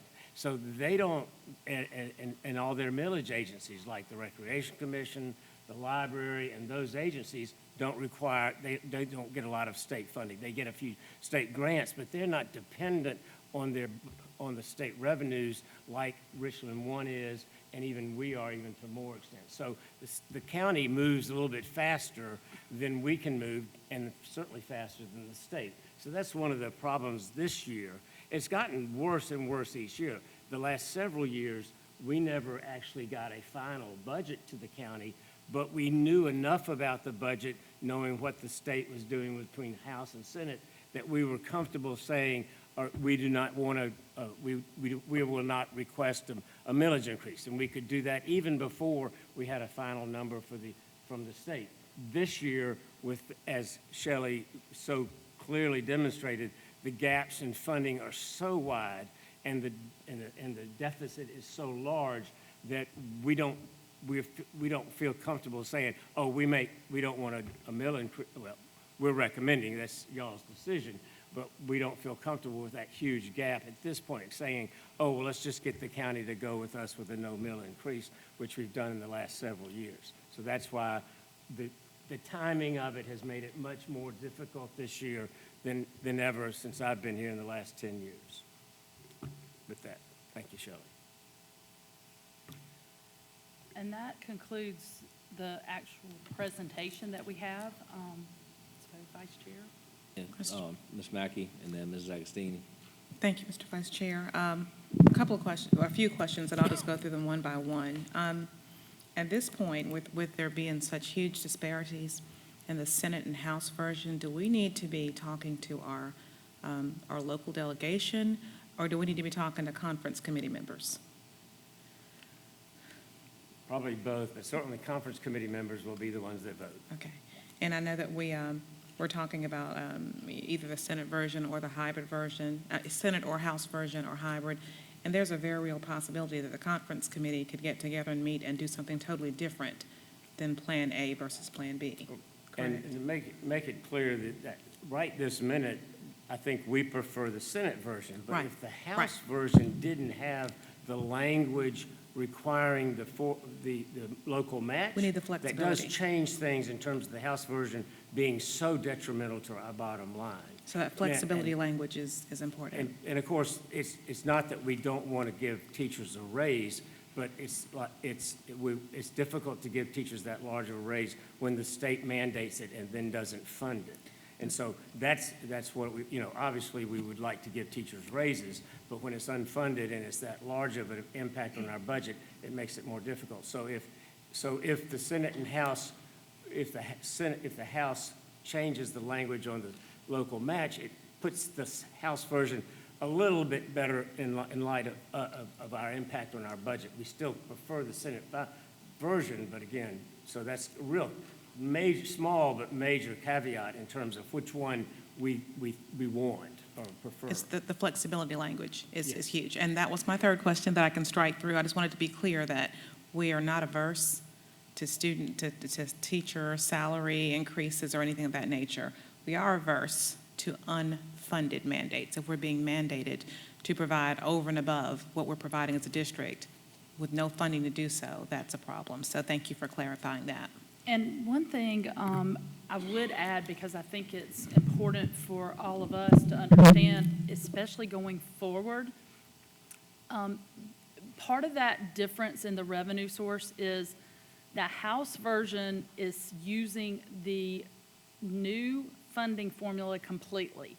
The Senate version is using the new funding formula with only new revenue. So revenue we were receiving as of this year and beyond, they're still allocating with the old formula. That's why we're getting more money. So what that tells us is the new formula is not going to be friendly to Richland 2. We're not winners, as they would say, with the new formula. So one of the things that further, we've discussed is, especially if that new formula is used, whether it's partially this year, completely this year, or completely next year, that is probably going to present some challenges for us going forward because it's going to shift how we're being funded. Thank you. I'm sorry. As last two. With regard to the continuing resolution, what would be our timeline to vote on that? When would we need to do that? The latest we'd need to do that as a board, should we choose to do so. You'd be pushing it, but you do have a board meeting, I believe, the 28th of June. The main thing is we would want to adopt it. It takes one reading, we did this before. We did this in April 2020, when the state made it clear that they weren't going to pass a budget. And so that was our only option. And legally, we need that so that we can open the doors on July 1. So if we don't have that continuing resolution. So anytime we pass it before June 30th gives us that safety net of if all else fails, we have that continuing resolution when we can open the doors July 1 and pay people. We'll be restricted to the same budget amount, the total budget amount as we are operating this year, but at least we can operate. And doing the continuing resolution soon does not prevent you from doing a budget and getting it finalized by June 30th. It just gives you that layer of protection until you approve the budget. And the continuing resolution would go away. Yes. Got it. If the state took action, passed a budget, we took action, passed a budget, then the continuing resolution would go away. Got it. Last question. With regard to millage cap, if we ended up going to Richland County and asking to, cap out at our millage, and I think I know the answer to the question because I talked about it before the meeting, but just getting clarification, if we do request a millage, if we go to the cap, with regard to millage, and we look at the budget when it comes out from all of our funding sources. Is it possible to go back and rescind that cap request We have asked that from county question. council? We have asked that question, and we haven't gotten an answer. Okay.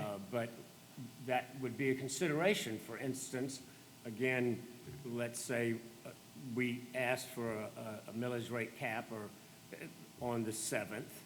It was approved by you. They approved, the county approved it. And then the state came along and actually funded us at a higher level. And we really didn't need the millage rate cap. And we decided, as the board decided, that we'd like to rescind some of that and ask for, Right. just make, instead of 15, we'd like it to be 7. Then I've asked that question. I haven't gotten an answer yet. Okay. But that's certainly something that we need to know if that all fell into place like that. Well, let us know when you know. I will. Okay, thank you. That's all. Thank you, Mr. Vice Chair. And I'm going to get Ms. Mr. Manning? Well, Dr. Holmes, hold on. I got Mrs. Agostini ahead of you. Okay. I do want to clarify one thing, though, before I go to Ms. Agostini. Ms. Mackey asked about the timeline for voting on a continuing resolution. You recommended May 31st in your, For the continuing resolution? for the continuing resolution. Did we? Okay, I couldn't remember whether we put that in the, yes. We I did. mean, the sooner the better, as far as we're Okay. concerned. I just, in your material, you said May 31st, a special call meeting. So the answer you gave was much past that. But you prefer to do it on May 31st, or? Well, and if there's going to be any direction given on millage, it would have to be done before June 6th, correct? Correct. So continuing resolution and the millage is a different issue. So we really need to meet on the 31st to kind of look at both of those as it Correct. stands today. Correct. Okay, sorry, Ms. Agostini, but I wanted to clarify those two different timelines to better understand. Ms. Agostini? And I appreciate your clarification. So based upon your presentation, there's not a unified voice from school districts in terms of what plan they want. That is a great observation. Literally, my counterpart that was stressing over the budget and couldn't believe, we literally, some of the districts had actually gotten first reading of their budget.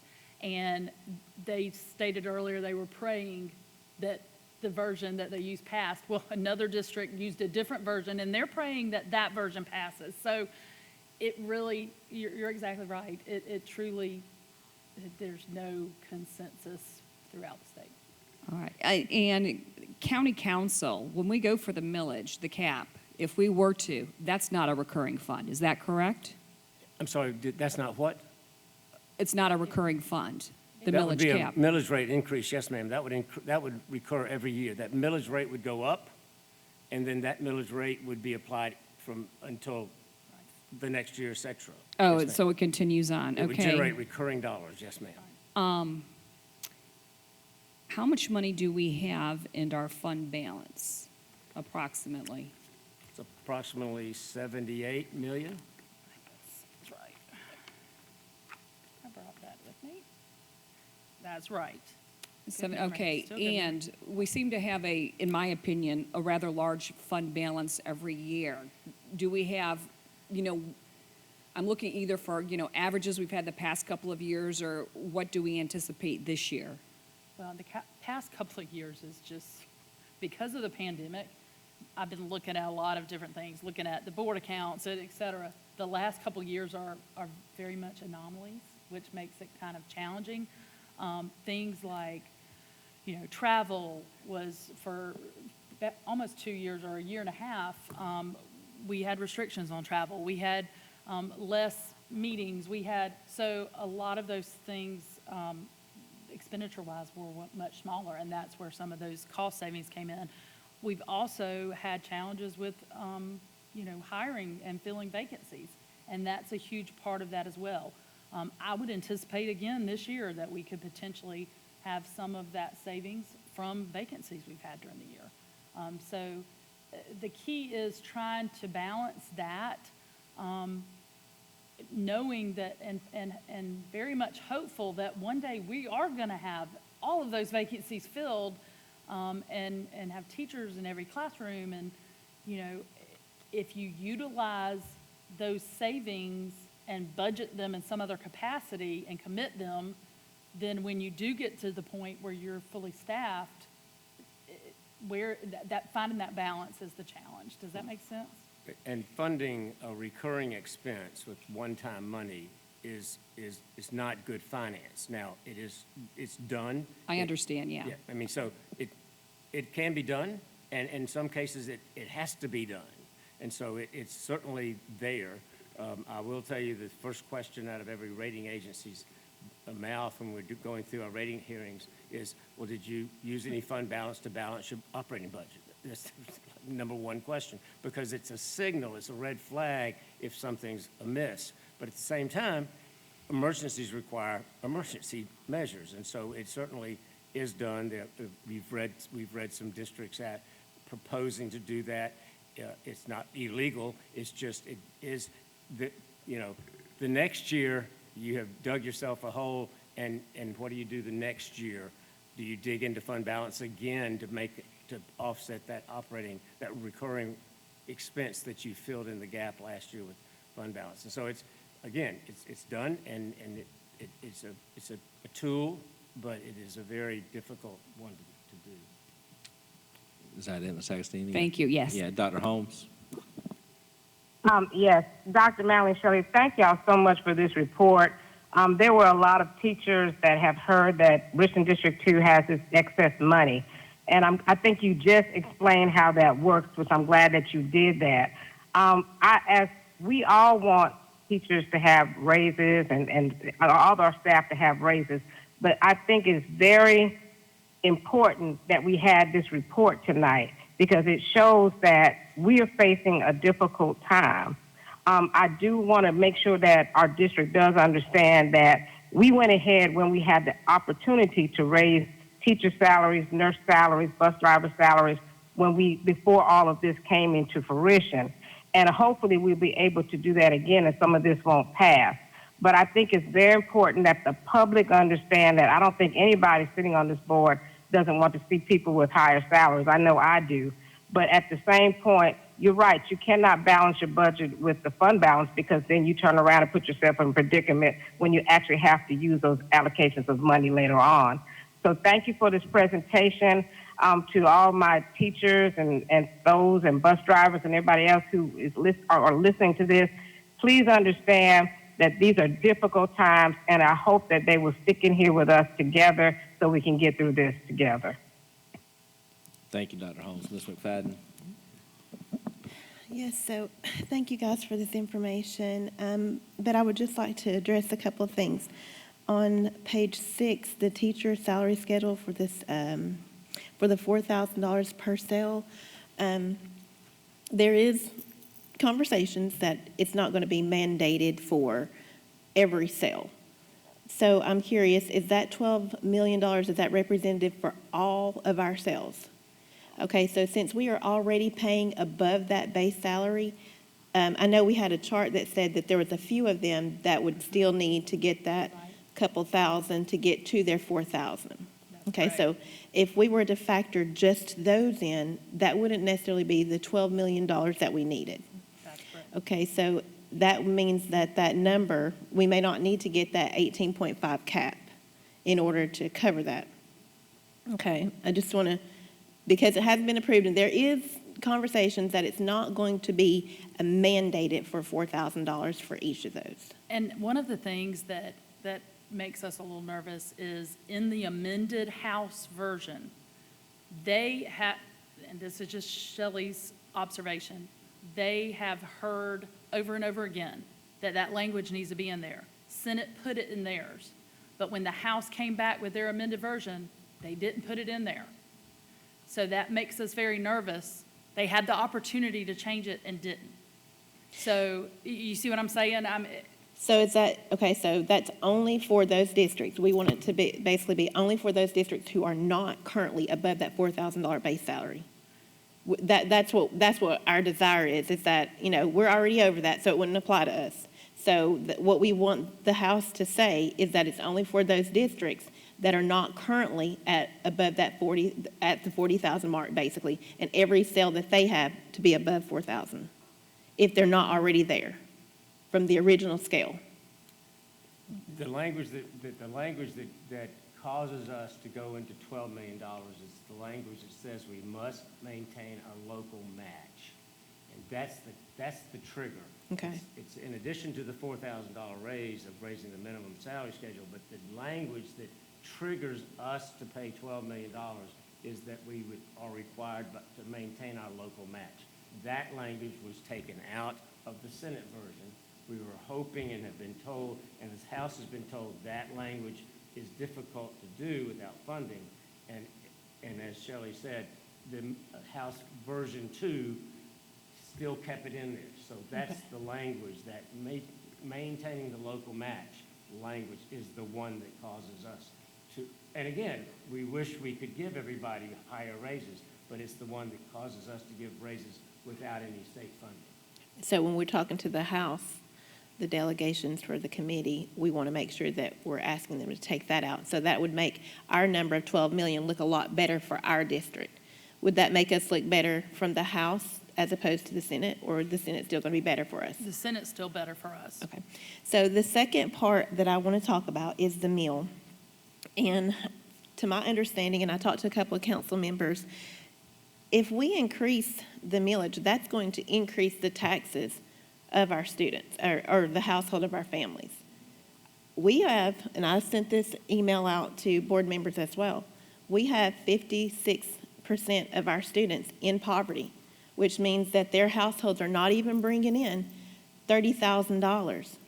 So we would, in essence, be increasing the taxes from their homes that are already in poverty to increase the wages of people who already are making $10,000 to $15,000 more than their household.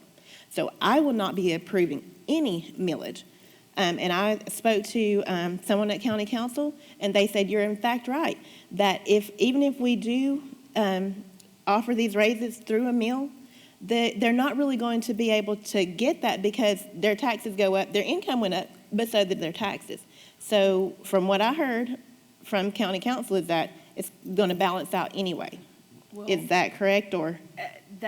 That is, I would say that is correct for debt service millage, but for operating millage, 4% residential properties, a homeowner is not going to see an increase in taxes related to the general fund millage increase. That's what Act 388 exempted homeowners from our operating millage. So Okay. if they're owner-occupied homes, that is, they're not in their second or third home. If they're in their owner-occupied homes and they've checked the box with the auditor's office, the tax assessor's office, they do not pay our millage rate for our operating that we're discussing tonight about possibly raising. So that would be on businesses, small businesses, Yes, ma'am. second and third homes. Those people would get those tax increases And on of top of the course- taxes they're already paying. That's right, and that's Okay, not a okay. good thing, but at the same Understand. time, that's our only option to balance our budget at this point. Okay, so, and that's what I was going to talk about as well. On February the 4th, we got this update that said that we have 13.3 million in surplus in the general fund, which took our overall general fund balance to 94.6. And I know you said 78 because we've had to spend some.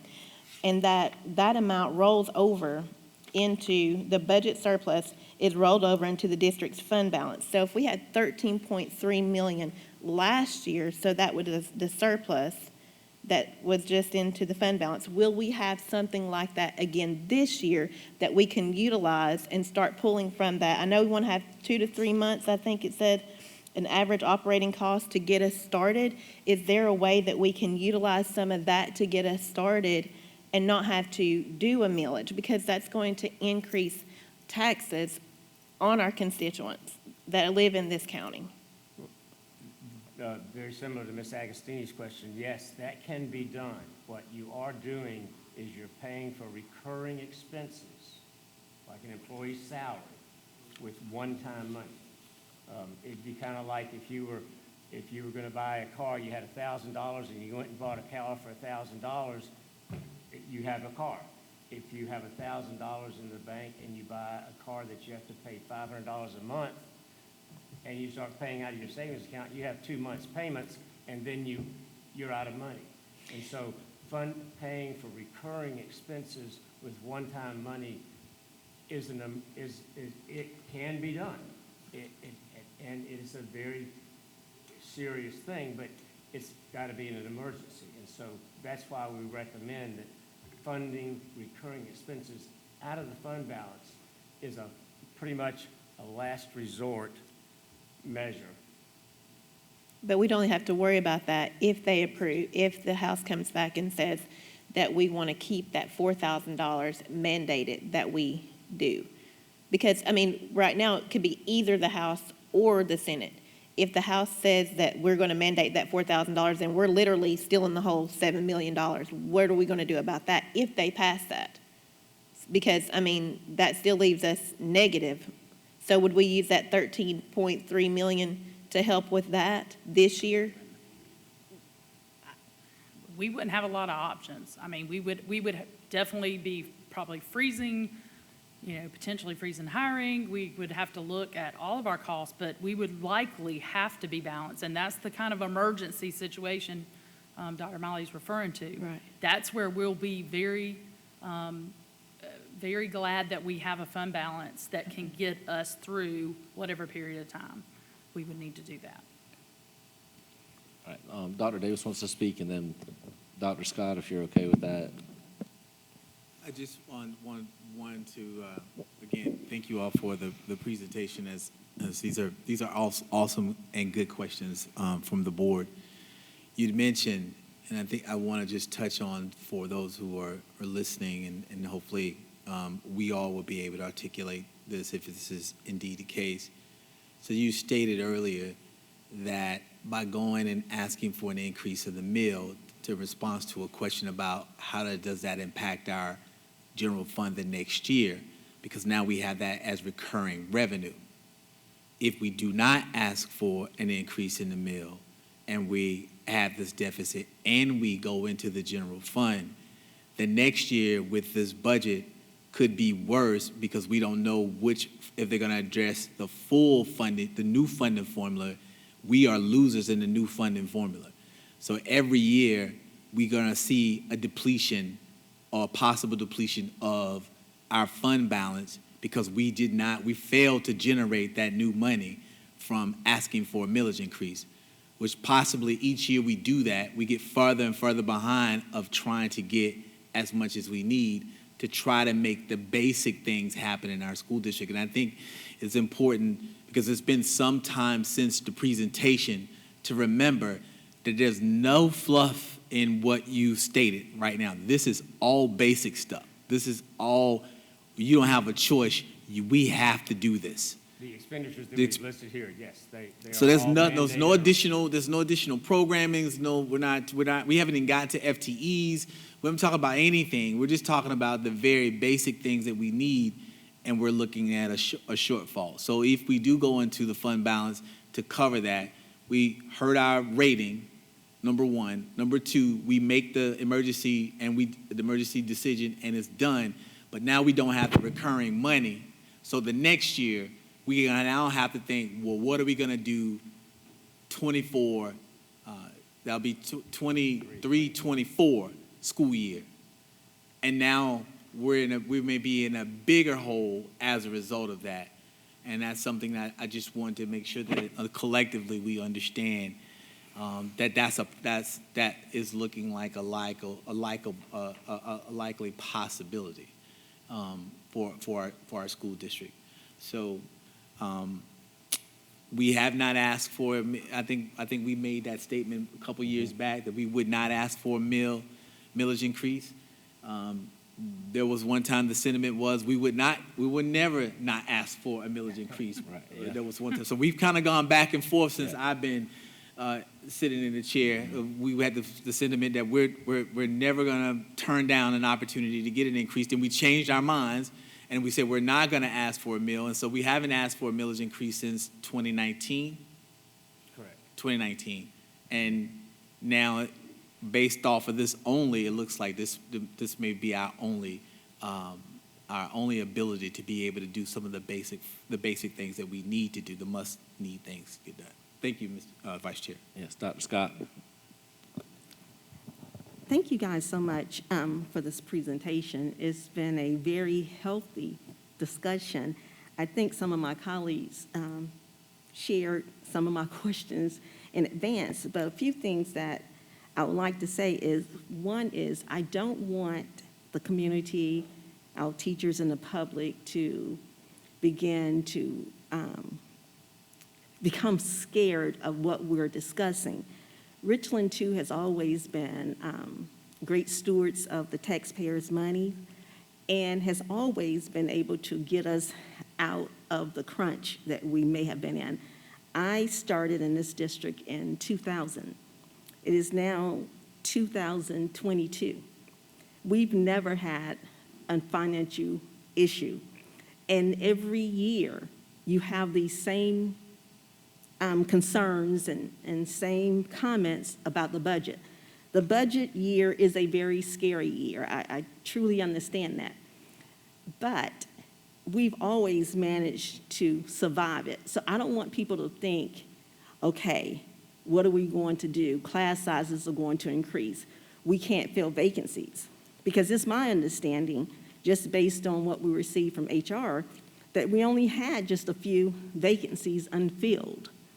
So with that, it's not like we have 10 or more vacancies out there that are not filled.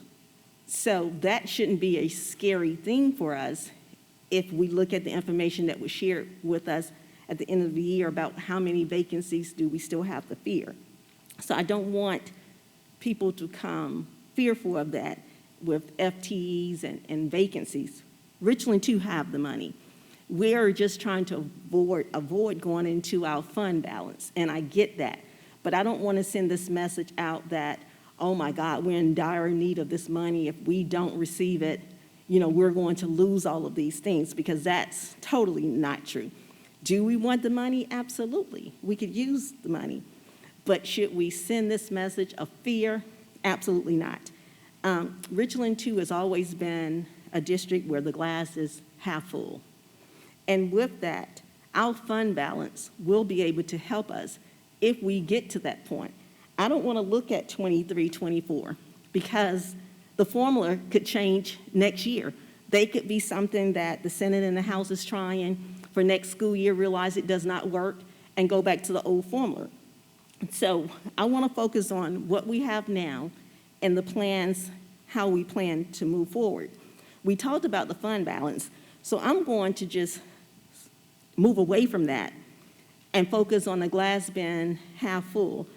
And I want to look at number 338 on a presentation that you guys shared with us, and that's at-risk students. If you guys don't mind, can you pull that slide up for me? I think it's page... that's under the quarterly report. That's under the financial report, I think. Hold on a second. Yes. Point of order, we're Under- not at that point yet. We're on item 9.2, and that's 9.3. Exactly, but I want to begin the wheels to turn and to talk about that, or would you rather I wait? I'd prefer for us to wait, You want since us that's to on the wait? next Want me item. to wait on that? Okay. I would prefer that we wait so we don't cross up the two Okay, conversations. okay, I can hold off my question for that. So I would just remain, as I stated before, teachers, community leaders, taxpayers, please work with us. We're going to work with you guys. And we don't want you to panic, because Richland 2 is not there. Even when other school districts were furloughing their employees, Richland 2 did not have to furlough any employees. So I say that to say we're in good standing, and we will continue to be in good standing. And I'll hold off my other questions until we get to the next budget piece. But as Ms. McFadden stated earlier, that she's not in favor of a millage increase, and neither am I. I think the taxpayers, especially going through this COVID moment and being unemployed and not having the funds that they need, there's no way that in good conscience I could support taxes going up. When I think about our small businesses, our homeowners who have 2 and 3 properties, there's no way in good conscience that I can support that. And I can say, after spending 10 years on this board, at least my first 5 or 6 or maybe more, that we always went to county council and wanted the highest millage rate. And I was glad to see that when we did change the board, that we were a little more conscious of that and we moved away from that. So I don't want us to go back to a panic mode and we're back to county council asking for the highest millage, because we're just not there. Thank you. Other comments from board members? So we're in an unfortunate situation. County council is asking us for a budget. They want a budget presented. We're in a situation where we don't have a budget because we don't know which of the versions that we're looking at. And certainly we can say that we're not in trouble. And I mean, we do have a healthy reserve fund, which could be used for one time. If we were lucky and we had a healthy reserve this year, we might sustain 2 years of some sort of difficult budget. However, $13 million is a significant shortfall. And I sit up here and I hear all the time, we need welding, we need this, we need that, we need additional programs that we don't have. Those are all additional FTEs to meet those needs. We talked about wanting to do something for our TAs, our teaching assistants. We need to increase their salaries. This budget doesn't address some of the things we've already promised staff that we would consider this year. I mean, some of the very people up here that I heard say we can take this through our reserve fund have also promised that we were going to address TA pay. And if we don't do recurring funds through something like a millage increase, then are we just not going to address it even though we said we were, or are we going to address it with one-time funds for recurring needs? We do have some issues we need to address. And in fact, in 2008, we didn't necessarily cut staff, but we cut programs. I mean, we lost foreign language. We had foreign language in the elementary schools. We had many programs that had to be cut. And we did see increased class sizes at that time. So we have had times in the past where there were declines. It's kind of interesting that we're in a time where we have excess funds in the state, but we're talking about a potential shortfall in budget, which is interesting. But we do have to bring county council something in order to look at it. So and Dr. Miley, remind me, so I know Dr. Scott mentioned that we have to have sort of a float, right? A portion of our reserve fund goes to just sort of making sure we don't have to borrow funds to get through the timing between when we receive funds and when we have to outlay. How much is that we have to cover that float? I think the policy refers to 2 months. Right. But honestly, there is from July, our fiscal year starts in July, we receive probably 80+% of our local dollars, tax dollars in December and mainly in January, February timeframe. So that portion of our budget, we don't start receiving substantial amounts of it until well into December. And that's where that time frame comes in. We do start receiving state monies for the new year. I can't remember exactly which month they start, but it's not even on July 1. So revenues lag behind. The first quarter report, when we come and talk about it, it's not a good picture of the year because you're just not getting that revenue in. So basically that time frame, I mean, truly from September even into December, we have to watch cash flow, even with our fund balance, to make sure that we have enough money to cover payrolls and all the expenses that we're still paying when we're waiting to get those monies. So we don't have the full $78 million to spend. There's a portion of that has to be reserved to manage basic financial needs. Correct.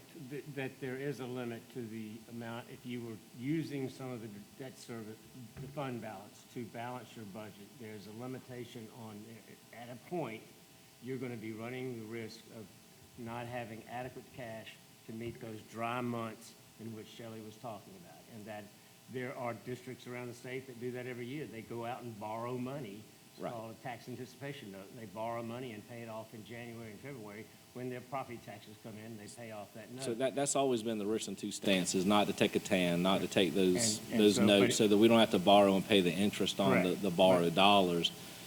And as Dr. Davis said, if we don't go for a millage increase and we use reserve fund, we're actually doubling down on what that does to our budget, because you've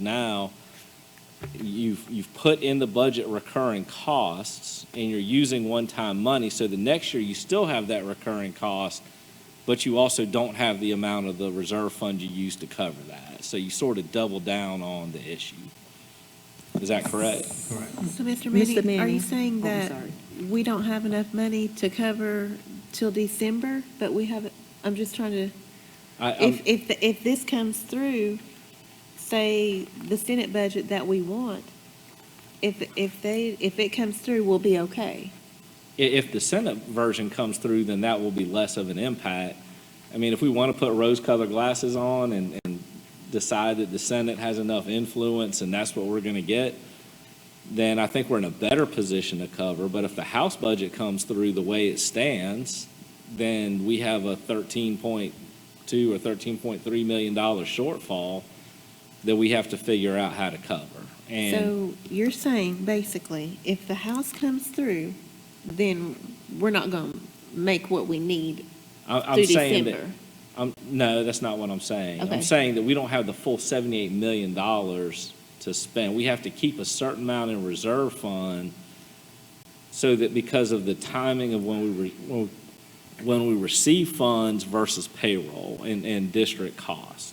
So we will be able to make our budget through December with the House budget, or we will not? If they pass it, because there's a good chance they will, unless we increase taxes for our small business owners. Dr. Meyer, can you help me out with One what I'm thing trying to is, say? We don't know right now. Yeah. Again, that's one of the really difficult things this year has presented. We don't know. The versions, the House and Senate version, are so far apart. They don't seem to be talking. We don't know what they're doing. There's some discussion they might punt and wait for the regular elections, general elections in November before they adopt a budget. We really don't know what they're going to do. We've laid out several different scenarios. Neither one of them are really great scenarios for Richland 2 because we're used to being able to add programs, add FTEs, and things like that when our district's growing. So both of those scenarios are difficult for us to look at right now, but they both may change. They could come up with some kind of hybrid version. They might say that, oh, we just found out we have $335 million more today than we did yesterday. Let's throw some of that to public education. I seriously doubt they'll do that, but they could. After all, they've got a couple of $1 billion in surplus. We're, as someone pointed out, we're talking about a very difficult year when we have billions of dollars in surplus. There must be some But, intent there. Harry, Mr. I want to slow this down a little bit because if you give us this unending area of it could be anything and county council's asking for a budget, I can't do anything with that. I have two budgets in front of me that have been proposed, a Senate version and a House version. And county council is asking us for a budget with some sort of request. So we can come up with all the unicorns and rainbows we want in between whatever those two are or some other budget where we come out in the plus. But I have in front of me two budgets, or us, not just me. We all have two budgets. And so I can't do this whole spectrum of what might be. I think we have to look at what we potentially are facing with what we have. If county council would give us some flexibility to say, look, worst case scenario, this is our shortfall. In order for us to cover down on what we need to do, this is what we would ask for. But, you know, if you asked us for nothing, we'd gladly give you nothing because we don't know. But right now, we need to bring you something, and we want to make sure that we cover as best we can on our needs. Again, not fluff, needs. And then if it changes, then we will come back and redress that budget with you down the road. How do we deal with that? That's what I need to know. I would say, in sort of response to that, I would say there's definitely, we will need some sort of direction from the board at that special call board meeting on the May 31st board meeting, because if it is the intent to not go to county council with a millage increase, then we need to get to work on what we're going to do, because it's not, and I don't disagree with what Dr. Scott says about doom and gloom, but there are going to have to be some significant changes. We know then there's not going to be raises because it's a $13 million shortfall. We know that. We know that we're going to have to possibly freeze hiring. So whatever vacancies we don't have, and it's more than 10, we have about a 6% of our positions not filled. But we have more than 10 vacancies in our schools. So I don't know where the 10 number came from. I have to double check on that. Okay, I'll check on that. But I know it's less. I know it's more than 10 vacancies in this district at this time, unless I'm totally confused. But now you also have to understand that people are leaving now, so there are vacancies for next year that we got to fill too. So we're not talking about the vacancies this current year. We're talking to people who already said they're not coming back.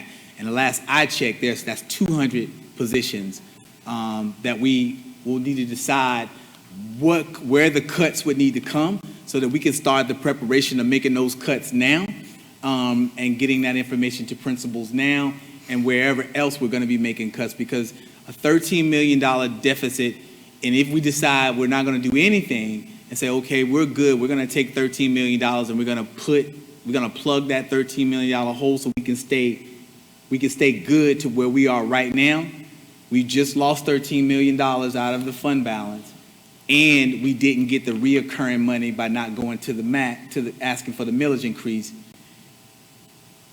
And no disrespect to the statement of the funding formula changing, but from my experience, and I think all of our experience, they don't just change the funding formula in South Carolina without it being I don't know how long we've had this funding formula, and now they've done all this work to change it. I don't think they're going to change it in 1 year after it sees. So hopefully, if they change it, they'll go ahead and they'll make some changes now, as people are talking about the challenges that we're having, because we're not the only ones that's having this challenge.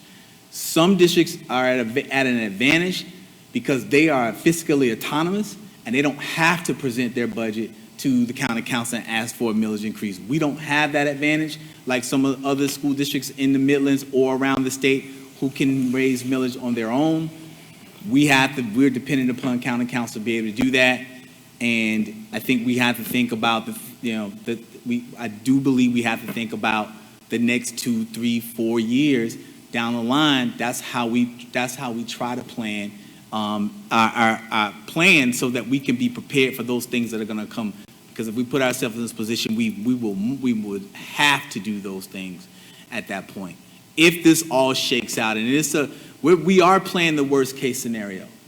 And I would agree that we are, but we don't have a choice because we can't miss and play it short, and it's worse than what we thought, and now we're not prepared. I'd rather play the worst case scenario and it doesn't happen, and then we can push back and say, okay, we don't need to do this, and we don't need to do that. We're good. But if we play it short and it's worse than what we thought, everyone's going to suffer. All the students are going to suffer regarding and those business owners who are impacted by taxes, they will not get a tax increase. They hadn't gotten one since 2019 from us. But those parents, when their kids are sitting in some of the classrooms or they lost programs, we will hear from those. We will hear from them about that decision not to at least ask for it. Because the county can deny it.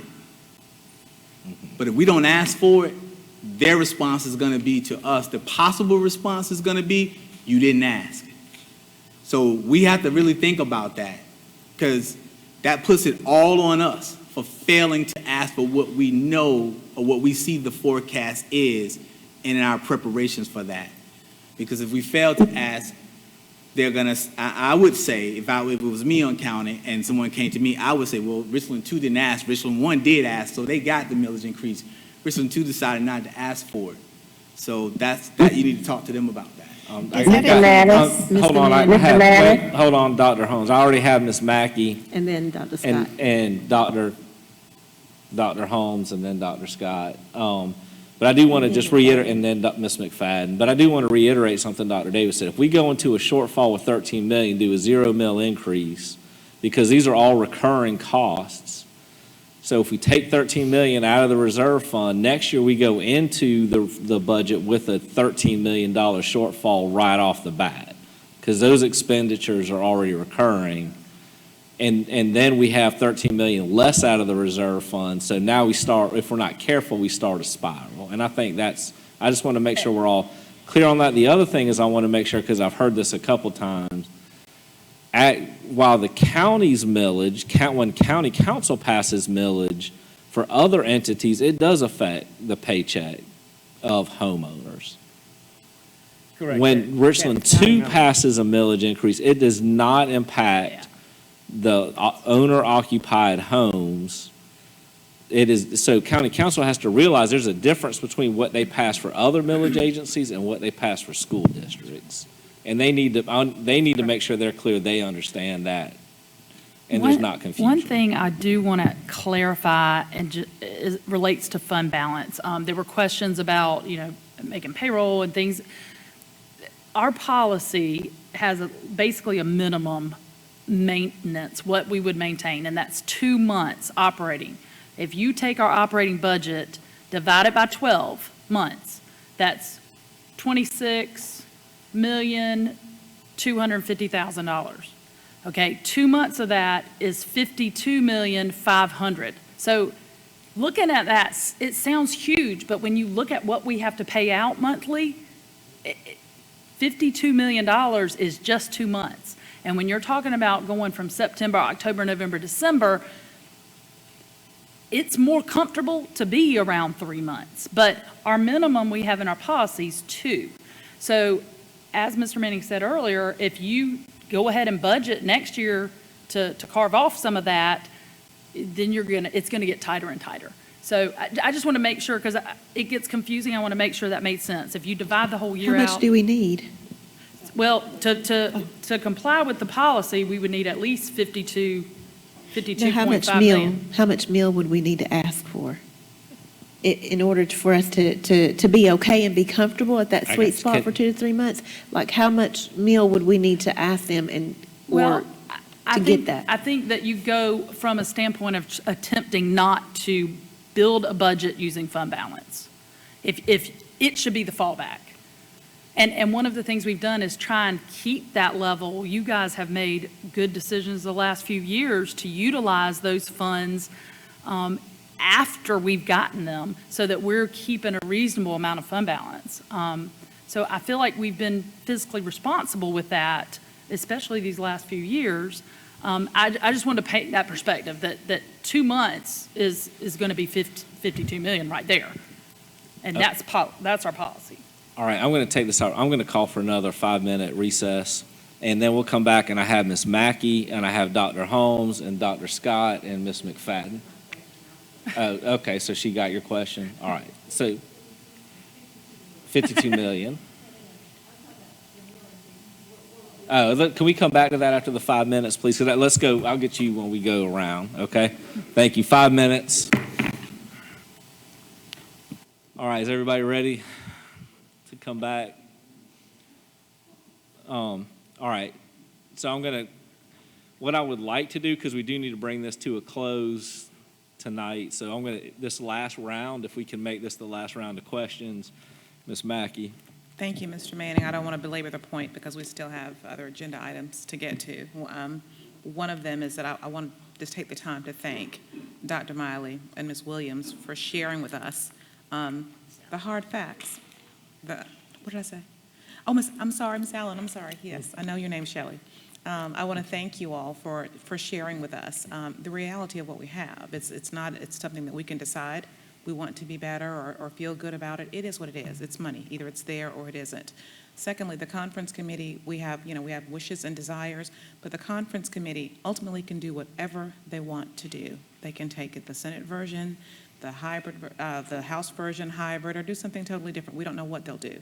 So I appreciate the two of you taking time to lay out the scenarios to us to garner a greater understanding for us, so that when we're advocating for ourselves, when we're talking to the legislature, when we're talking to the county council, we can make informed decisions and we know exactly what the scenarios are. We appreciate that. With regard to Act 388, we are not able we don't even have the capacity to overtax our homeowners, to make sure that, we're piling taxes on top of them. We don't have the ability to do that because of the protections that exist in Act 388. So that is not something, regardless of what the millage is that we request and that is ultimately granted, we won't be in a situation where, homeowners are overtaxed, in their primary living dwelling because Act 388 prevents that.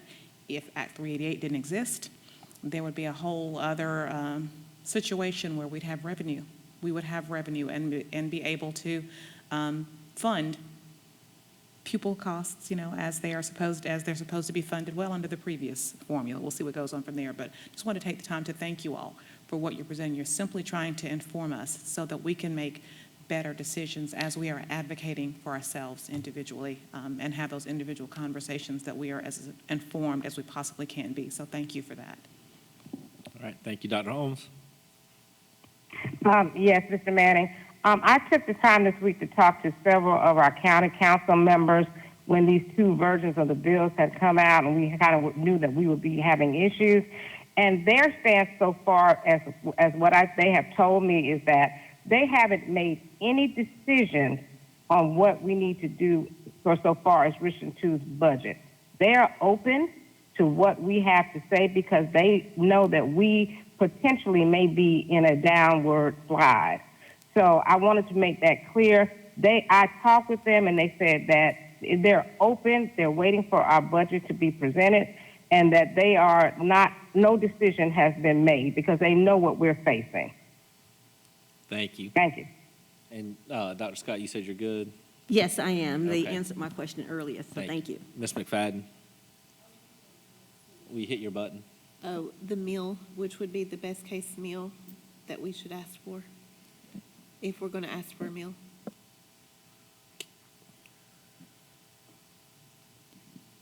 That's a really difficult question. Our preliminary recommendation, if we have to go to our meal increase, would be to ask for the full millage from administration and ask not, get not, and it'll be up to the board to decide what millage you would be willing to accept. But our recommendation would be to go to the full mill, and it really depends on which version we receive or we have. On the House version right now, the full mill, we still have about a $6 or $7 million deficit. On the Senate side of it, if we went about a 5.3 mils, we'll be looking at about a $1 million deficit. So on the Senate side, we wouldn't have to go to the full mill to be able to make some things work, to get the basics done. But if we want to do anything beyond the basics, we would need to go a little bit above the 5 mils on the Senate side So hopefully there's going to be some happy medium in there once those committees kind of rectified us a little bit. But if we ended up with the House version of it, we will need the full mill just to start with a $7 million deficit. Okay, I would like to make a comment on that. I think, Dr. Miley, the answer to your question of can we work with county council at some point when we know what the budget will be to determine where on that cap to zero that we need to be. So if they're forcing us to make a decision today, I would say I think that it would be prudent for the board to consider a full cap increase with the idea we could get the House budget. But if we got the rainbow unicorn version that's the Senate or better, where we don't need it, then I agree with my colleagues that we don't need to raise taxes any more than we absolutely have to. And we could decrease that request from the full millage down to zero if we didn't need it. And I think the board would agree that if we could have a sliding scale, it would give us a lot better room. So we're not coming to the county asking to add programs or add staff or, do anything extra. I mean, I've heard about metal detectors and extra SROs and paying TAs and all this other stuff that's extra. But if we can just do the minimum with what we had to have, but that's up to count. That question that you asked and the answer is key for us to be able to make a prudent decision. And I certainly will relay that answer as soon as I get it. I asked it earlier today, having talked to them, so I hope to have that answer very soon. Okay, so as of right now, we're not going to present county council with the budget before Thursday. Correct. We are recommending that we outline to the county council prior to their Thursday night meeting of what we are looking at and what our plans are. That is, we're having a special call board meeting on the 31st, and at that point, the board will make a decision on what to bring to the county for the third reading on June the 7th. Okay, so we're not going to make a decision tonight. You're going to send a letter saying this is the situation we're in. They're going to get an answer back to you. But on May 31st, we're going to have a tough decision because we have to have some kind of answer back to county council before the final reading, which will be before the committee comes back to make a decision. That's correct. And that's the difficult part, is we're trying to make a decision before we know what 2/3 of our budget is. But if we do not ask, the county will plug in a 0 mil increase. Right. Period. And then going back to them later for an increase would be impossible, basically. It certainly would be more difficult. It'd be very difficult. Yes. Okay. So at this point, everybody's clear. Letter going to county council delineating the issue. No budget will be presented to county council before Thursday's meeting. May 31st, we come back to meet, and then you will bring to us some options that we'll have to vote on at that time. What's specifically like the letter going to say? Like, basically our presentation here?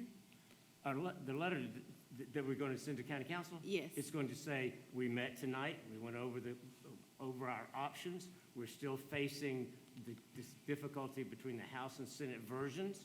We still will not know that by your meeting on the 7th. However, we're meeting on the 31st for our board to make a decision on what to come back. A little bit nicer language than I just said.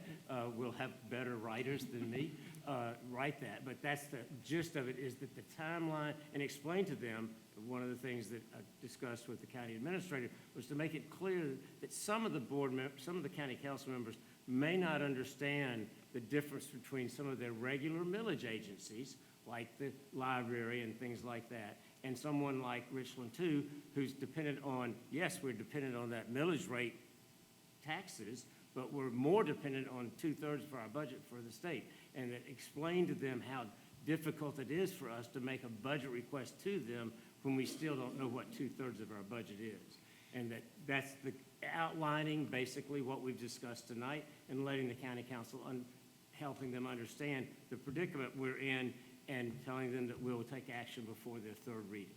So is it going to have lingo where we're saying that we're going to request some type of millage at all? No, ma'am. Okay. I don't think it should. Okay. I think it's telling them, again, I don't make the rules here, but my recommendation is that we would not say that what we're going to do, this is our timeline and this is our process. Okay. And to honor their process, because they have a rigorous 3-reading process. We have tried in the past to adhere to that. This year it's making it more difficult for us to adhere to and sync up with their timeline. But honor that, tell them this is where we are. I don't think it's an unreasonable outline. I mean, no one wants to make a budget request when they don't know what 2/3 of their revenue picture is. It's a very difficult thing, and I think some of them may know that, some of them may not know that. So that's what we were going to try to outline tomorrow. They'll have that Thursday so that we're not just, where's Richland 2? You know, and we want to let them know where we are and what we plan to do. Okay, sounds good. Thank you. Okay. With that, we'll move on to the next budget item. And I have to re-authenticate because the system kicked me out for being in it too long. So, Dr. Davis and Dr. Miley and Shelley, if y'all want to go ahead with the next item. This is our regular quarterly Third quarter. report. Yeah. Yes. Mr. Manning, Yeah, sorry. I was just wondering, and Monica's saying no, but I was just going to ask anyway. Since we're having a meeting on May the 31st, and I do have some questions on here, I don't know, the timeline, but is there any way we can table this to the May 31st meeting?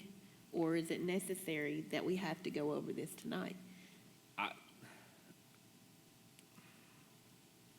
My only concern is when we get to that meeting is, I think it's gonna be a lengthy discussion again around what we end up doing with the budget. But I mean, it's up, I'll Okay. take consideration from the board. Is everybody tired? Would we like to consider tabling this to another meeting, or do we want to go through it tonight? I would like to continue. Okay, I'm good with that. Okay, then we'll But I continue. have questions. Okay.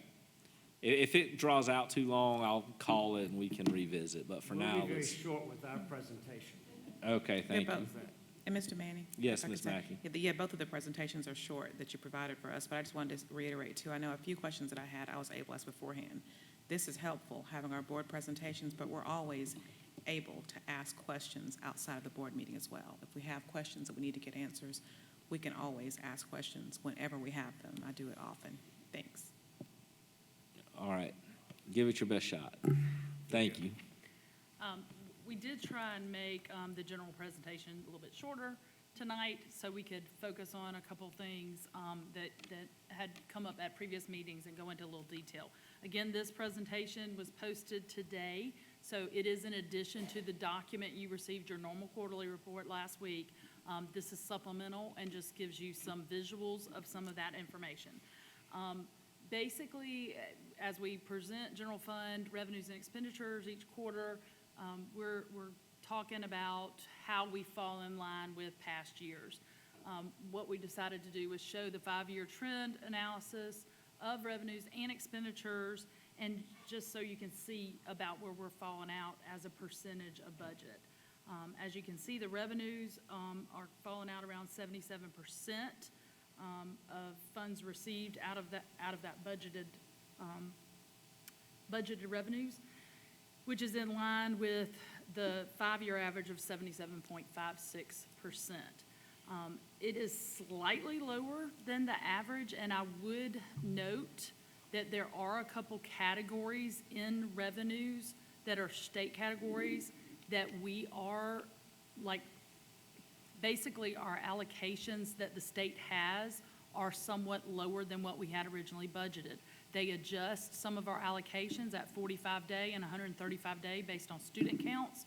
And when those adjustments have been made, we are a little bit lower than we had in budget. Most of that is covered in other categories, as it has been in past years, and it usually ends up washing out. So from an overall standpoint, we look very in line. But I did want to note that we have been kind of monitoring it because EFA has been driven based on student counts. And so we haven't seen as much growth as we had hoped we would have after the pandemic. So that is a little bit lower. Wanted to note that specifically because as we're looking at expenditures and looking at budget and analyzing how much we have left in our budget remaining, it's important to remember that that budget is estimates. So revenue budget is an estimate. If we don't meet our revenue budget, then it's a good thing we didn't spend all of our expenditure budget. It helps balance that out. So just kind of wanted to bring that to everyone's attention. That's pretty much on that slide. Then just looking at general fund expenditures, the 5-year average is 34.4% remaining, and we're right at 34%. So that is also in line with what our prior year's average is. I'm not going to go specifically through the grant funds. I know you may have some questions, and we'll address those, but not going to specifically touch on those so that we can spend a little time on some of the detail pieces. One of the items that has been discussed in some of the past board meetings and that there have been some questions on is just the board's actual budget breakdown. So I wanted to kind of go into a little bit of detail about this, and if we have some questions, we can walk through it. And then after going through this quarter's information or year-to-date through March 31st, then talking about the prior year audit report functions that were asked about.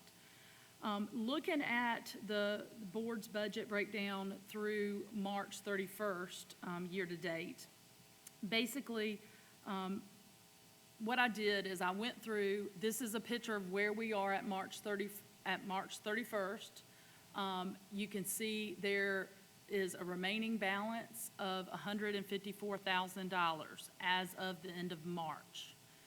What I did, as there were some questions last time about that remaining balance and could we go ahead and use it some other way, I went through and looked at the spending in this year and then in prior years and basically came up with what I would anticipate the expenditures for the remainder of the year be in those subcategories, okay?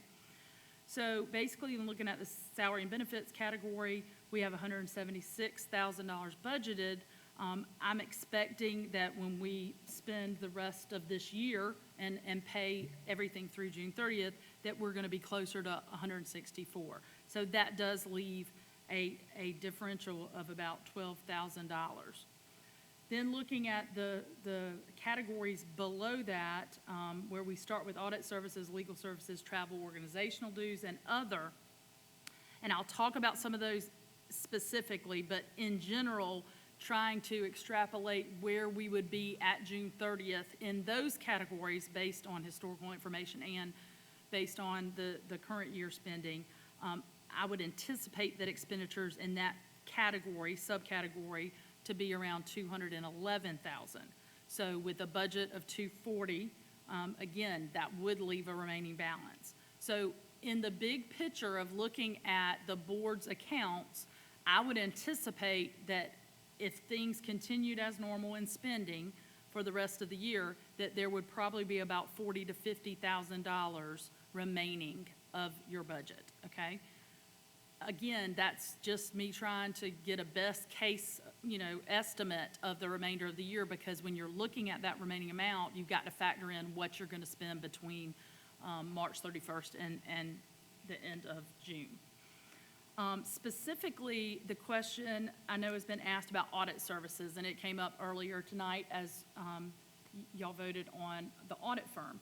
We, as every other district in the state, is required by law to have an audit, a financial audit, performed by an independent auditor. They are now have to be approved by the state, not just the state procurement office now, but also by the state as an approved auditor, which our auditor has been approved. But that is the related amount we pay them annually to complete all of the audit, compliance audit that we have to do for federal and state compliance and help produce that book that basically you get of the financial report. So that is that line item, that's all that is. It is reported under the board's category because that's the way the State Department of Education tells us to report it. They tell us to report that it's a 318 object in the board category. So legal services, this is just specific services that relate to board items that are paid for legal services. There is probably some overlap in some other function areas as certain things may relate to multiple areas. So like when you look at the superintendent's function, those legal fees are much greater, but they may cover the entire district. But some fees specifically, if we know it relates specifically to board stuff, it gets coded to the board function. Then the travel category, we've talked quite a bit on that category, and currently I believe y'all had set the $7,000 amount allocated to each board member. That account is intended to cover those costs and cover any travel for the administrative assistant to the board. And there probably is additional budget in there that if you chose to allocate in some other fashion, you could potentially do that. Organizational dues, primarily in the past, there's been some additional organizations that come out of that, like the National School Boards Association. This year, that did not come out of there. Basically, it's School Boards Association for the district and the board. That's the primary thing that's coming out of those organizational dues. In past years, there have been other organizations that you all may have been a part of, and any of those would have gotten charged into that category as well.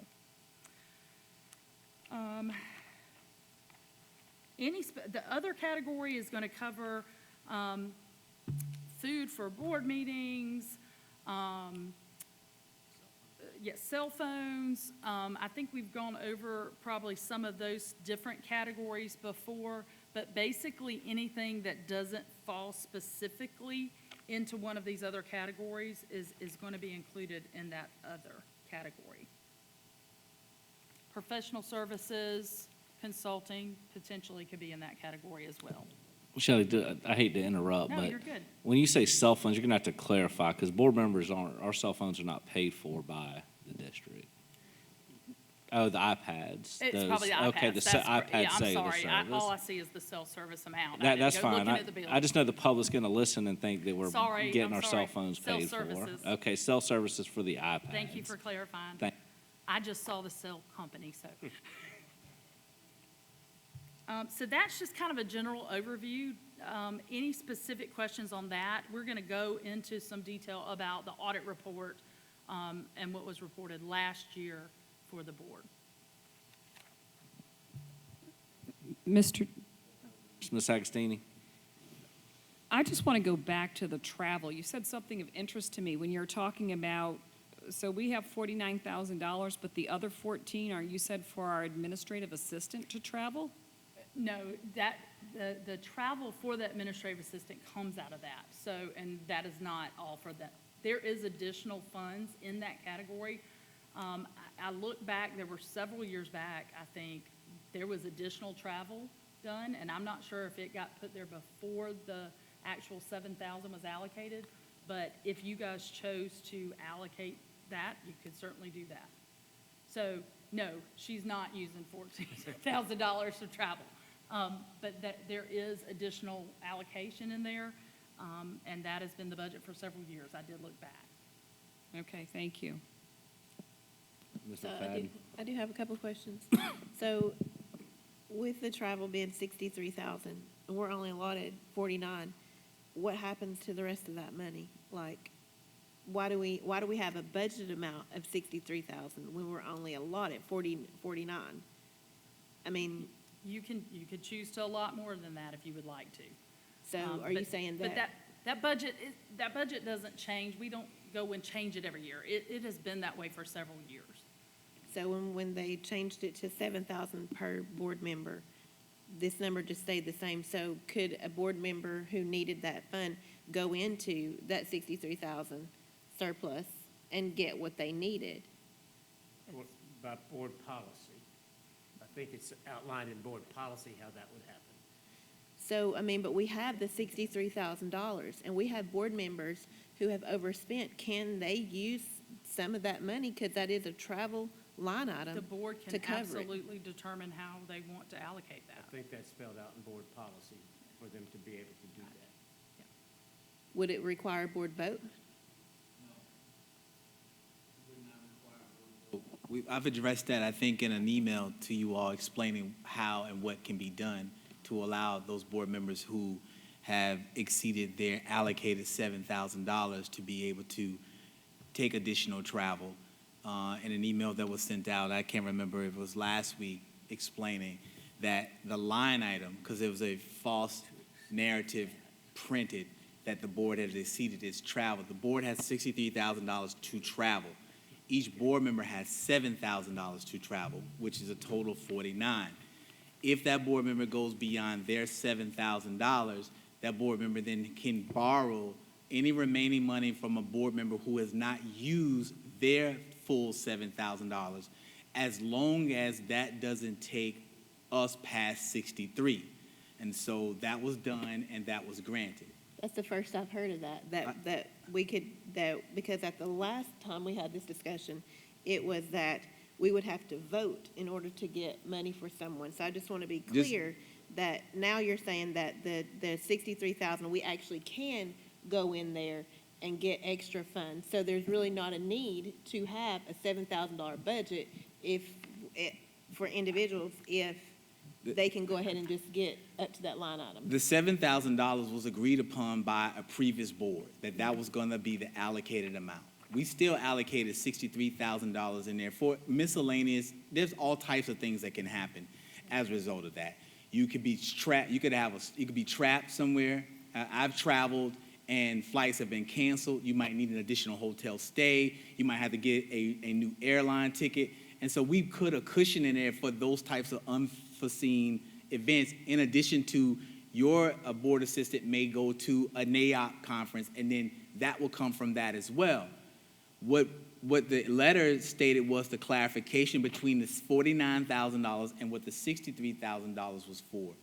In the last meeting, when the question was asked, my response was, I need to see if it puts us beyond the total allocated amount for the board line item for travel, and we will let you know. That was what we was asking for. Let all the things come in and let us see where we are in the end. And if we're not above 63, then you don't need a board vote to be able to transfer funds from one board member's travel allocation to another board member's travel allocation. But if we are beyond that, then you would take a vote to extend that beyond the 63. But things were coming in from the last travel and reimbursements, and so we needed time to calculate all that before we was able to give a final answer. Once we got it in, that's when we sent you all the email updating it. Understand that, but we were sent an email that said that Monica couldn't use my funds. And the reason why this $63,000 that we're talking about today was not mentioned at the last board meeting. So I just want to make it clear that we were all under the assumption that we would have to take a vote for her. So this new information that's coming out today, where the line item is $63,000, which we didn't know about that, we didn't know that it was over $49,000. When did we send the email to the board explaining the $63,000? No, I'm talking about before the April 26th meeting, when we were talking about how she was going to get my funds. We were sent an email that said that we weren't able to do that at all, and because we were already over. You were over. You were over the $49,000. But that's not the travel line item that we were talking about. That's right. But we were still processing the travel, and I didn't know if it was going to put us beyond the 63. Understand that, but that's what you're saying today. That's not what was said on April the 26th. So I just want to be clear that now that the new information has come through and everything is cleared up, it doesn't negate what would happen and what's said on April the 26th, because we didn't even go through this process then. So I just want to be clear that they do not have to have our permission or a board vote in order to cover the fees that they have incurred. They do have to have permission if they exceeded their travel allotment of $7,000 to borrow. They need your permission to borrow. If they've exceeded their if they've exceeded their allocated $7,000 and they want to travel, they do need the permission of another board member to borrow their unused allocated amount, as long as the unused allocated amount doesn't push us beyond 63. Well, we know that it won't, because according to the news. But I needed time to bring everything in and rectify, and I did say that in that board meeting, that we needed time to look at it to determine if you were going to go over the allocated amount. We've made that determination, and then we since then sent out a clarification to those board members who made that request, granting, along with the board member who had given them the additional funds. We've since then rectified that. So right. I'm a little confused with what the concerns are. The concern is that we have board members that are currently over. Do we need to take a vote for them to reach into this $63,000 to cover their amount? No, ma'am. And the board members that are over they clearly understand that they are able to travel based off of the information I shared with them. They clearly understand that. Okay, I'm trying to make sense of this, because if they don't have to ask for permission to get money from the $63,000, then what's the purpose of the $7,000? The $7,000 was agreed upon by the board. It wasn't made up by administration. It wasn't made up. It was agreed upon by a previous board, which gives the board $49,000 to travel. If any board member goes beyond their $7,000, they have the right to ask a fellow board member to borrow any unused funds from their $7,000, as long as that doesn't put the board over the 63. If it does put the board over the 63, then the board has to vote to go beyond 63. But the board doesn't have to vote to go beyond for one board member to transfer funds to another, as long as it keeps us under the 63. I understand that completely. I understand that completely. So those that are over, they can just go ahead and say, hey, I want to get $3,000 from the 63,000, pay off what I have, and matter of fact, I want to use a little more to go someplace else. No, they can't get it from the 63. They can borrow it from another board member who has unused of their 7,000. That's what They I'm can't asking. borrow from the remaining 63. I understand that. So, and that's what I'm asking.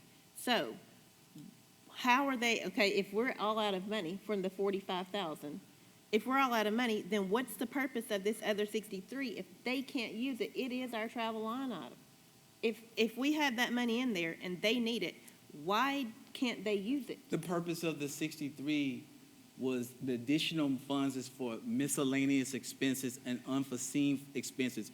You want to be able to budget in some cushion just in case some things happen as a result of travel. Something has happened because of travel. It was not documented. They did not know, so I think that we should be able to cover their expenses with the rest of the money from the line item. And it has been Dr. covered. Davis, I want to intervene here. I'm going to intervene here. So, because I need a little clarity too. So we each get $7,000, $49,000, right? Yes. Yes. So, the way the board policy is, we each get our 7,000 allocation. I overspend mine, and I go to Cheryl Caution Parker, Dr. Parker, Caution Parker, and say, I would like to ask for $2,000 of your funds because I want to go to this conference. She Right. says yes. We go through, then I can't go. If you let me try to get to what you're asking, I'm trying to help you and help us all here if I can. So we go through all these iterations, back and forth, back and forth, back and forth. We get to 49, right? Yes. Yes. So then we have some additional funds past 49. Yes. And then somebody else, Ms. McFadden, comes up and says, I know we're at 49, but I really want to go to this other conference. We still have money left past the 49 to get to 63, right? Whatever that difference between 49 and 63. How do we access, what's the process for the board to access the money past the 49, between the 49 and the 63? What's the process to get to that? There's no policy governing that. There's no policy. There's no governing policy, that. yes. I was following, there's no policy governing if no board member spends, if every board member spends equally $7,000 and then there's $12,000 left and a board member wants to spend an additional $2,000, there's no policy, the policy doesn't state what do you do in that situation. Okay, so that puts you in a precarious situation as administration, right? So obviously, we need to fix this problem going forward. We do need to understand, like, how do we do it in a way that if there is an emergency, that we have a little bit of buffer to cover it, but what's the process of going past that $7,000 for a board member, if we go, or the 49 as a group, for the extra padding that we put for that, what's the process for how that gets done? Is that Mr. only Manning. for emergencies? Mr. Manning, can I add something? Sure.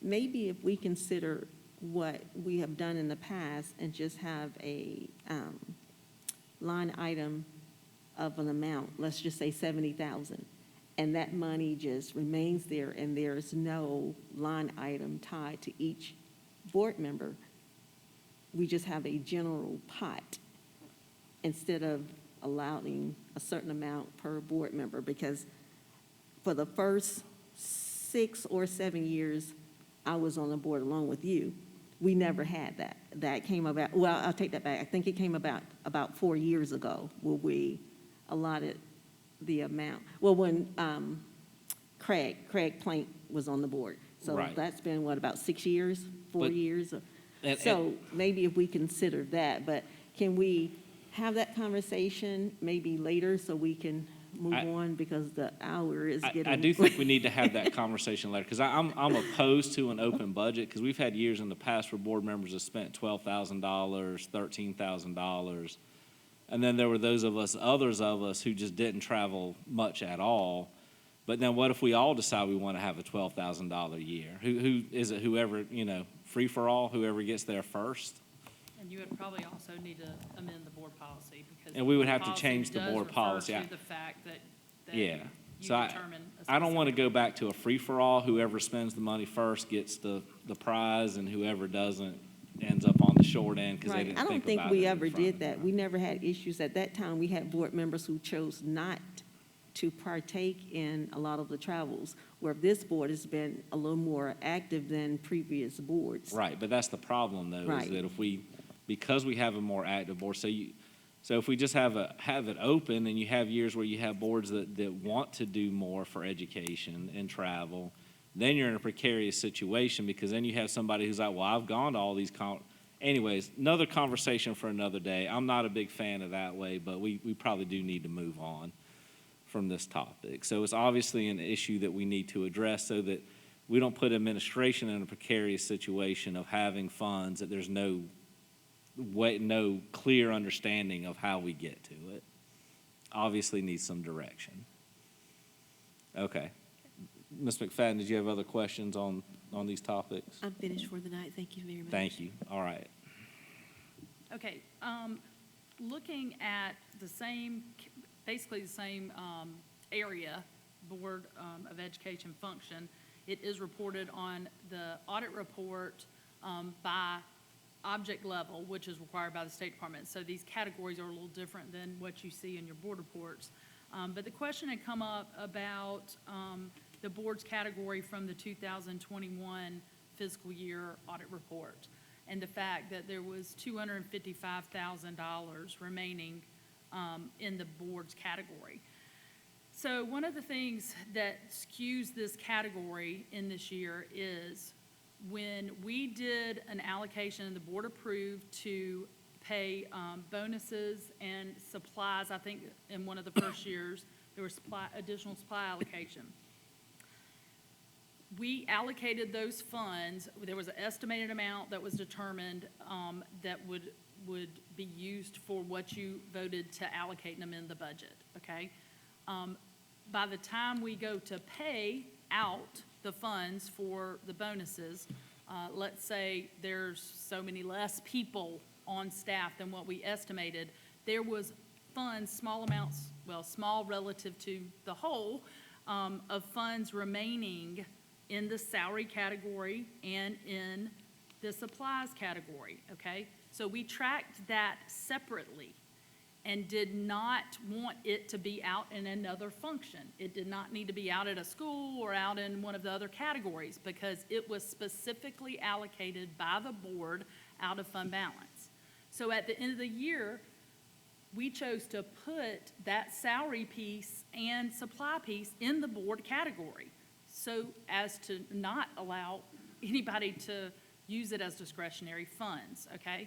So that is part of why the variance appears to be inflated. And we actually have a cost center that's 1215 where I can go run exactly that amount. So the 26,000, that specifically relates to that bonus allocation out of fund balance.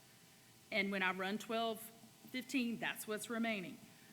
Same thing with the supplies and materials. 72,250 was remaining related to the surplus supplies amount. So that is why those look inflated. When you compare that to your normal quarterly report, because for reporting purposes on the audit, we had to put it somewhere and reflect the accurate budget with the amendment. So that is where we put it, because it doesn't need to go in HR's category or superintendent's category or finance category, because the board allocated those funds. So that definitely skewed that balance. That's part of it. That relates to about $100,000 of that amount. The other two things that were driving that amount being greater is it was pandemic still. So the board wasn't traveling. I mean, there was very little travel. So in that purchase service line, the 300 line, that's where travel goes. $50,189 was remaining in y'all's travel budget that year because people weren't traveling. So that's another piece of what that variance is. And then on the last line item, and we saw this in several situations, and it pretty much happened between FY20 and FY21, because there was a period of time mail was very slow and delayed. Us getting things, you could have been in fast, go, go, go, try and get a check cut so you could process that working remotely and or vice versa. You might not have gotten the bill till later. So there were several timing issues as far as getting some different bills and some related to multi-year payments. So if you look in the audit report from the year before, you'll notice that that other object category was overspent because in that year, the way we paid it, the timing of the payments, we paid out $50,000 in school boards association dues for the FY20 and FY21 year, okay? So in this year, the expense did not hit, and that's what left a $50,000 amount there. So when you go through and take those anomalies out, it was about 50-something, 60-something that was actually remaining of the normal budget for the board that year. So I wanted to walk through that and kind of explain that because it does look odd because of those things that are skewing that number. Does that help at all? Because I know there were some questions about that from one of the prior meetings. Board members, everybody good? All right, thank you. The other question that was asked and wanted some additional explanation related to the superintendent's function and the specific line items in it and what made up those specific things. And again, it's one of those things you look at it off the cuff and go, salaries, wow, that looks kind of high. But then when you look and realize that there were multiple positions in there. That's not one or two positions. There are multiple positions that get coded to that superintendent category. During FY21, we not only had the superintendent position, but at that point, before we reorganized, there were 2 assistant superintendents. Then you had the executive assistant to the superintendent, the executive assistant to the assistant superintendent, and there were 2 support personnel that get coded to that function as well, and they're the folks that sit up front. There isn't another category that they fit into. So they're all coded to the Office of Superintendent. So that's kind of why that looks a little bit higher because there are multiple people in there. Benefits category, this includes those same 7 positions. It includes the benefits for those. In addition to that, there's a $240,000 amount that gets paid out for life insurance for the entire district. And it gets coded there. I'm not sure why it gets coded there, but it's always been coded there and the budget is there. So we've left it there, but that is a portion of what those benefits categories are. That's for all employees. For all employees, district-wide. And like I said, I'm not sure why we don't allocate it out because it's not a large enough amount to spread it to every single salary account. It's always gotten coded there. Related to purchase service category, district-wide, I referred to legal expenses earlier. There are some categories that are very detailed. We may use specific attorney for or whatever, and they may get coded out, but the majority of those legal expenses get coded to the superintendent's category. So those legal expenses cover a wide variety of district-wide legal expenses. In that 300 category also, any travel cost for the superintendent's office of 7 FTEs and cell phones are included in that. And then any other professional services would be any contracted services, multiple different, anything we contract and have to pay someone for or pay for a service would be coded there as well. And in other objects, there is annual membership for MEBA, the Midlands Education Business Alliance. In this particular year, as I mentioned earlier, we had some very unique timing differences with the way things were billed. So there were 2 annual payments, one for FY21 and 22, coded in this particular budget year. Also, certain things for seminars, staff development, membership registration to equity cohort team, digital promise, and litigation settlement costs. So I'm not going to read through all those things, but that kind of gives you a summary of the things that are included under that function category.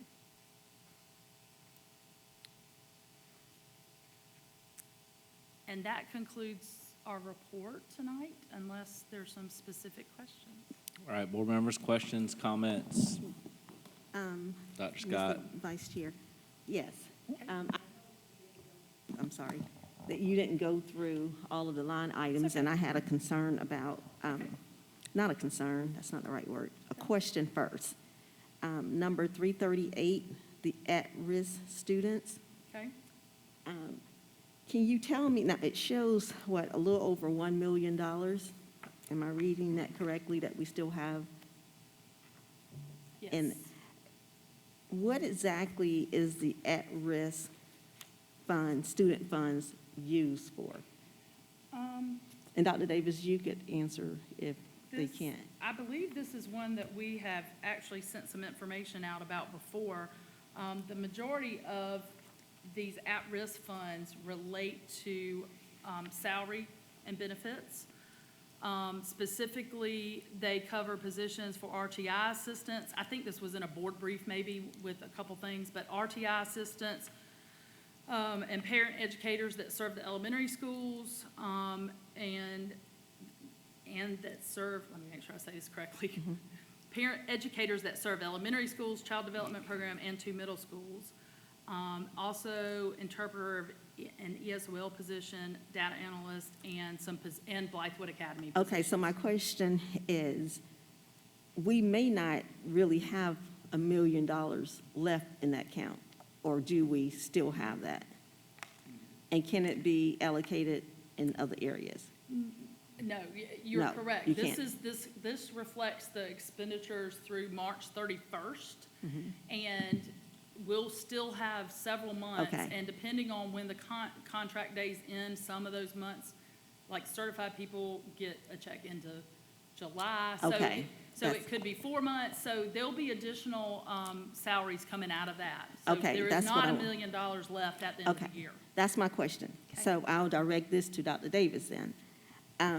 I'm just trying to figure out, when I had conversations with a few parents who kids have to be a part of summer school for many various reasons, COVID, one, online, virtual trainings and things of that nature.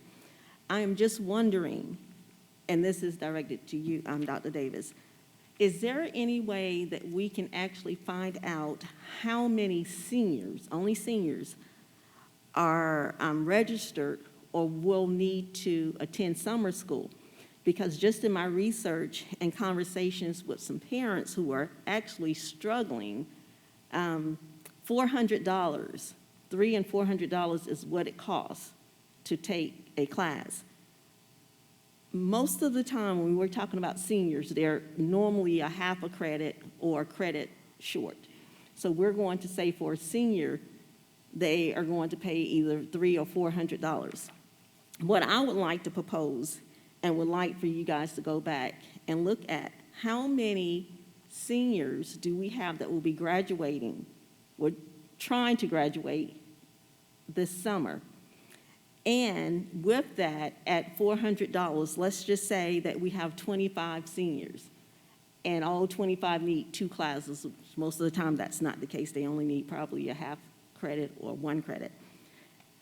If my calculation is right, and I'm not a mathematician, so we're talking about $20,000 to pay for seniors only who have to be a part of summer school.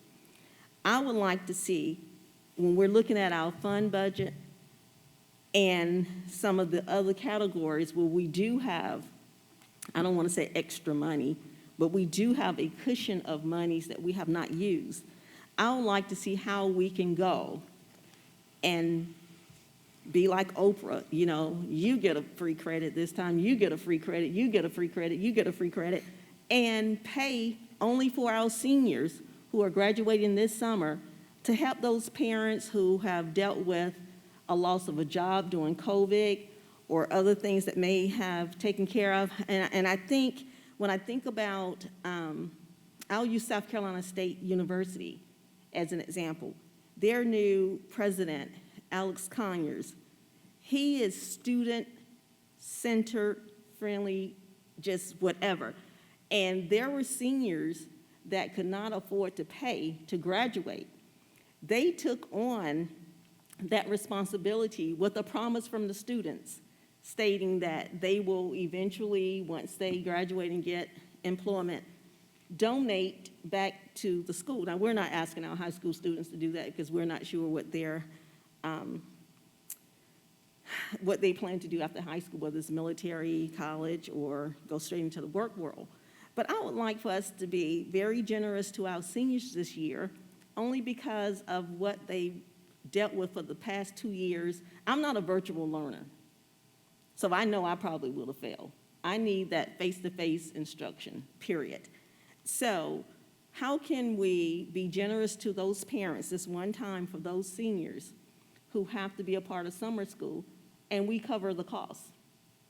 So is there any way that you could find out how many seniors have to attend summer school, how many classes they need to take, and what will be the cost, and get back with the board? Because of course I don't make that decision, that will be a board decision, and that we cover the cost for those seniors who have to attend summer school to graduate, not the ones that need to come back next year, only the ones that's on track to graduate this summer with 1 or 2 courses. That's all I have to say. Thank you. I can definitely look at that. I do have concerns about just identifying seniors. I don't know if those funds can be allocated for something like that. At-risk funds can be allocated. I do know we have things in place for seniors who, with credit recovery, make-up time, things of that nature. I clearly don't know what the number would be. And I think it would require you all to actually, we either should put it in, have a policy, or you would need to do a directive if it's going to come from the board that we pay for the expenses of seniors from some fund for those seniors, and what those stipulations and qualifications would be. I would think it would be a little bit more involved, particularly at this late stage of just being able to say I had a hardship or whatever.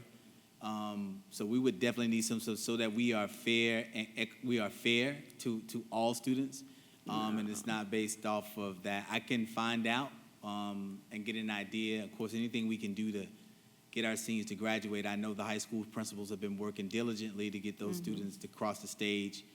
That's a primary function and focus of all high school principals and administrators.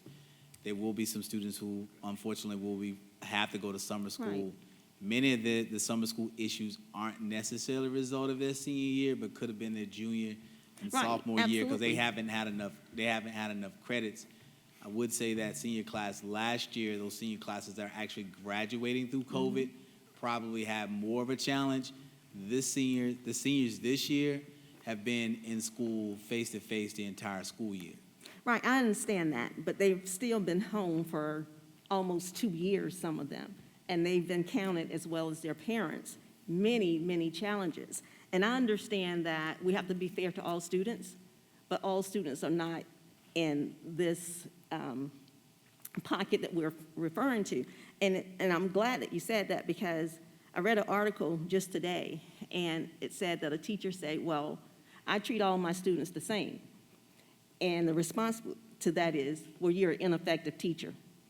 And we all know that we can't treat everyone the same, because everyone has different needs, concerns. So with that, I'm not talking about students who graduated last year, because they're out. My concern are the students that we're faced with right now that will need summer school. How can we be like Oprah and you get a credit without paying and you get a credit without paying? Because we as a board can make that decision, and that does not require a policy. We don't have to put a policy in place to pay for students to attend summer school. That we don't need. But what we can do is say seniors will be allowed to attend summer school with no cost, and the board can do that. So we don't even have to allocate money from an at-risk fund or another type of fund. We can just say, seniors who are on track to graduate this summer, we will cover the cost. So you can attend summer school this summer at no cost. We can allocate. As I stated earlier, yes, Right. ma'am, you would have, but you would need to do it in a directive to the superintendent as a board. Right, The board absolutely. would have to vote to direct the superintendent to cover the cost of seniors, of all Right. So seniors. how do I- With some stipulation of what's, that way it's just not Right. anyone. Oh, absolutely, absolutely. So my question would be, is that something that I make a motion and then the board votes on that tonight? And if so, what I would like to do is. No, ma'am, you can't make a motion and vote on it tonight Okay, because it's not an item on the agenda to be voted So upon. we have a meeting on May 31st. I would like for that to be, I guess when we get to the agenda items, for May 31st, I would love for that to be an agenda item on the May 31st agenda, that we have a discussion to cover the costs, only the costs of graduating seniors. We're not talking about seniors who are not on track to graduate this summer, but seniors who are on track to graduate this summer. I would like to have that placed on the next agenda, that we take a vote and discuss whether we can afford that. And when I think back for the last 10 years, and really 9 because this is my 10th, we've never had more than 25 seniors graduate in my last 9 years. So that's why I calculated 25 seniors at 2 classes, which most of them only need 1 or half. And that came to $20,000. I think in a rich school district like Richland too, that we most definitely can afford that. I have some concerns about that. I mean, we just went over a budget where we talked about we may have potentially $13 million shortfall. And I heard some board members up here say that with the $13 million shortfall, I am not going to look at a tax increase. And then we have some other folks that are coming up here with special projects that we all want to do, that we want to have after-school programs, we want to have, we want to pay for seniors, we want more board travel money, so we're already adding to the cost of the district. And in the same breath as we're saying that that I don't want to do anything to increase taxes to fund the district as a whole. And then once we start with one special project for Dr. Scott, and then Ms. McFadden wants one, and then Ms. Agostini wants one, and Ms. Mackey wants one, and I want one. Mr. And Bannon. then that starts to multiply. I just think I think it's a slippery slope. Mr. Banning, thank you for that. And this is not for Dr. Scott, because Dr. Scott has a high school diploma and a doctorate degree. So it's not for Dr. Scott. This is for the students in Richland School District 2 that may be struggling. So I don't want to say it's for Dr. Scott, because it's not for Dr. Scott. Dr. Scott don't have one family member that will be graduating and has never had a family member to graduate in Richland School 2. As a matter of fact, just received family who just moved here in the last year in Richland 2. So Dr. Scott has never even had a family member to vote for her to be a part of Richland 2 School Board. So I want to be clear, this is not for Dr. Scott. This is for our disadvantaged, poverty students who families may be struggling. So I want to be clear that that is not for me. And then, if we want to go to that point, Dr. Scott will be willing to give up her Richland School District 2 salary, that they can keep my salary for the next year and donate that back to the pot, because it's not about me. It's about our future leaders. So I will be willing to give up my salary, travel, as well as the salary that I'm paid every month, because that's what's more important to me, the students, than taking home the salary. So that's what Dr. Scott would like to do. Thank you.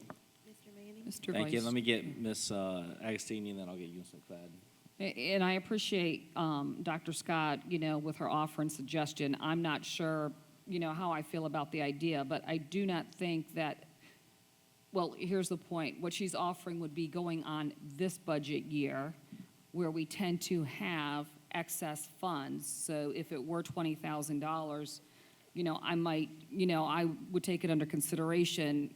With all due respect, Mr. Vice Chair, what you were suggesting and all these different ideas would fall into next year's budget. So there is a difference between what we're talking about and suggesting, whether we use this year's funds for these graduates or next year's funds for all these other different ideas.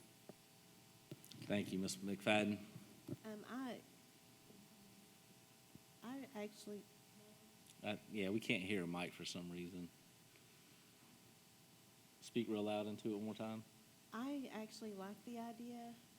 Yeah, it's not working for some reason. Yeah.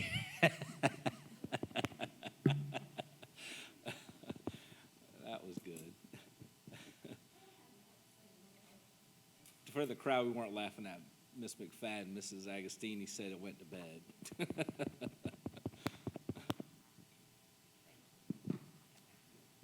I good? All right. So I actually like the idea because I have what you call a junior senior right now.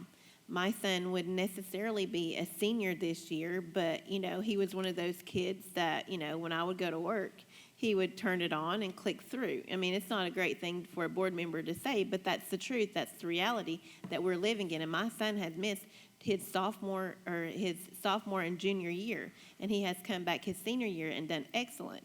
It's supposed to be a senior year, but I have decided that we're not going to allow him to walk across the stage this year at this point. But I feel like he's not going to be able to do the summer school either. But I want him to have more of a robust year next year to make sure that when he walks through the stage, he has done what he needs to do to get there. And I understand exactly what she's talking about because there are parents that have struggled with their children and they only have one or two credits left. And they're having to foot this money out, even with graduation and everything else that they've been through. So I absolutely agree with the idea. I had never thought about it, but I think that's a great idea for us to allocate some of this money for our kids. That's the reason that we're here. If we can go through and give everything on here, the most important thing right now is getting these seniors where they need to be. That's the end goal from K to 12. The seniors walking across. So, Dr. Scott, I absolutely love that idea, and that's my 2 cents on it. Ms. Mackey. Just something to say. I know that I've been contacted by community members who have asked if there are ways that they could help, as of recently as last year, to help the kids who are, the board is voting to earmark dollars. We need to be careful of those earmarks because there are so many needs. There are kids who are hungry. There are kids who need help with their lunch accounts. There are kids who literally are struggling to eat, whose parents, are struggling to get their lunch accounts and all well. So when we are discussing earmarks, we need to be mindful of unintended consequences and students who may need other services as well. It's just as basic services that are basic as meals. That's all. Thank you. All right, are there any other questions or comments? All right, we're going to move on. Next, draft agenda, Dr. Davis. Thank you, Mr. Vice Chair.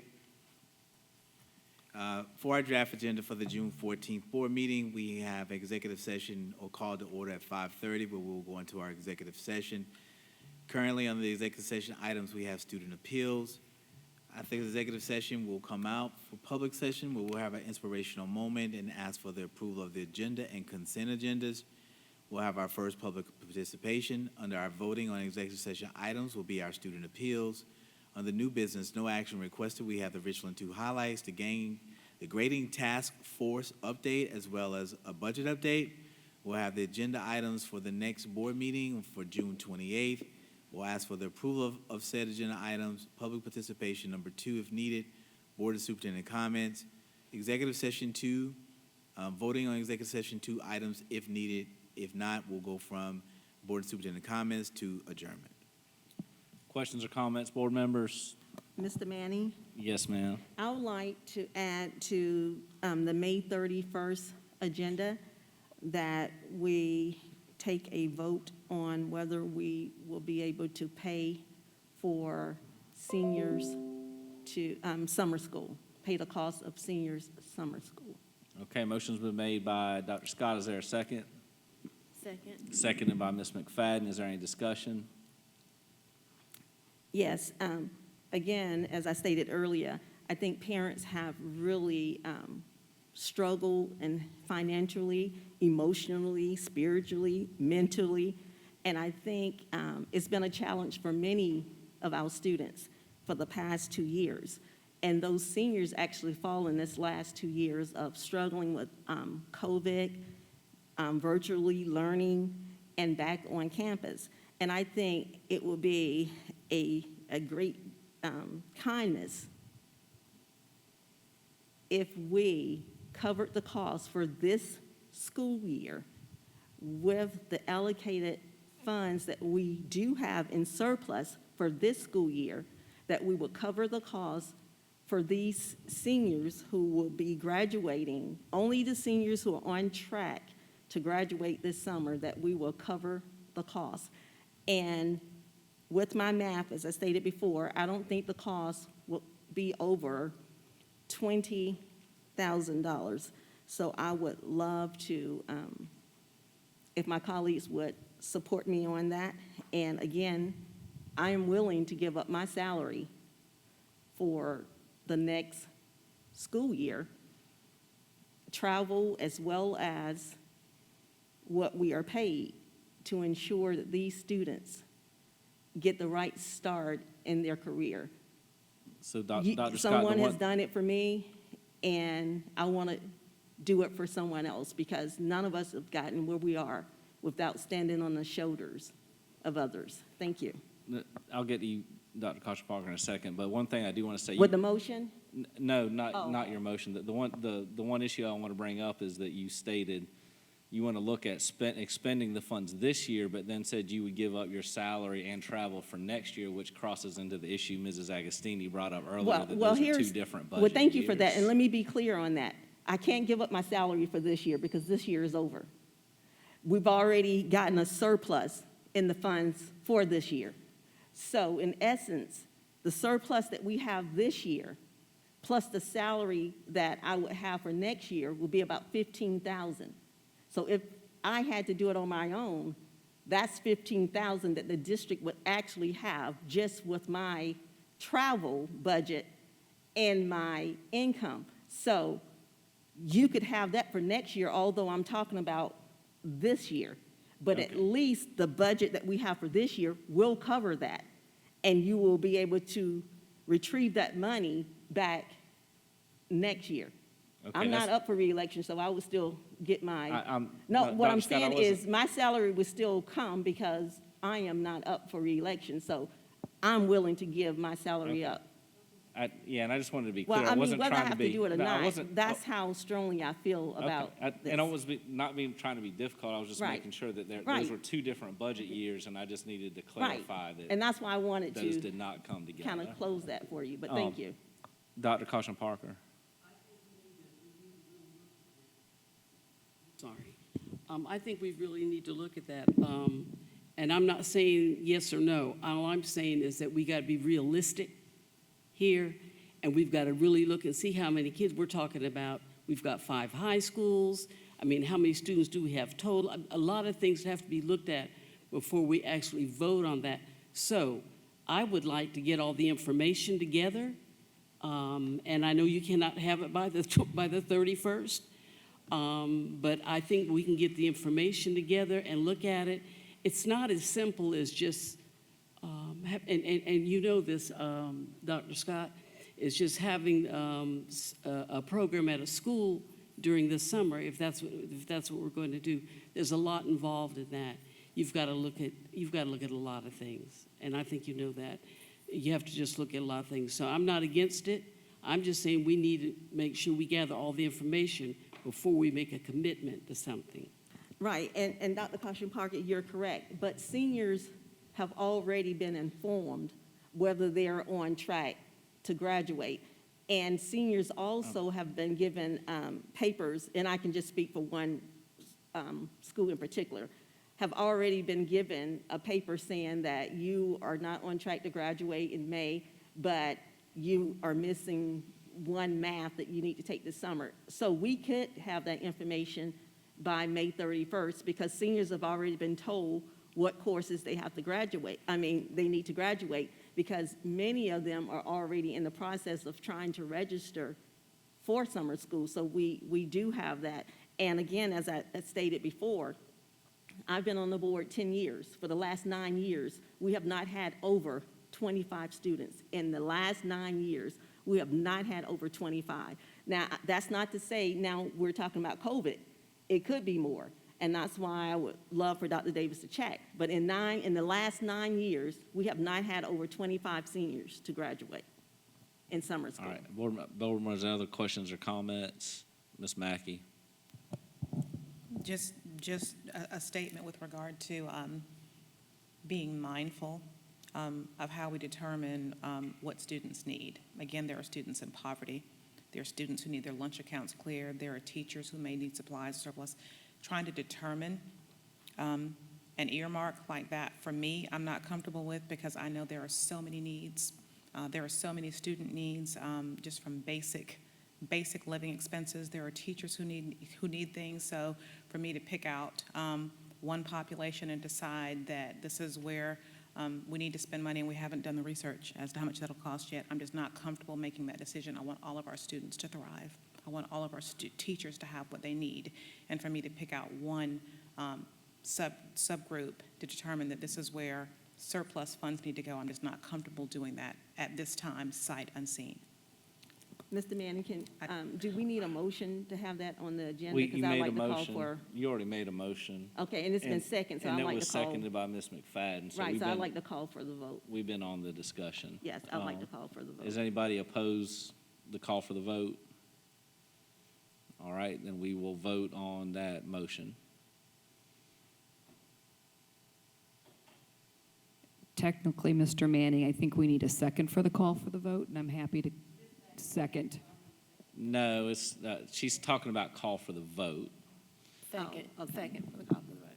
Can we just vote on it instead of going through If all it's not this, opposed, you please? don't need a second. If If we it's not don't mind. opposed. You were right, Mr. Manning. It says June 14th. I would like for it to indicate May 31st at the next meeting because that information is already available where each principal at each high school could give us a number because they've already met with the seniors to let them know. And Ms. Agostino, They met last week, Dr. Caution Parker. The principals last week, along with their school counselors, met with all seniors to inform them can we- whether or not they were going. No, I was. I just want to take the vote. Ms. Agostino, I'm not being cavalier with Robert's Rules of Order. I'm just extremely tired, so I'm struggling right now. I apologize. Thank you. If we can take the vote.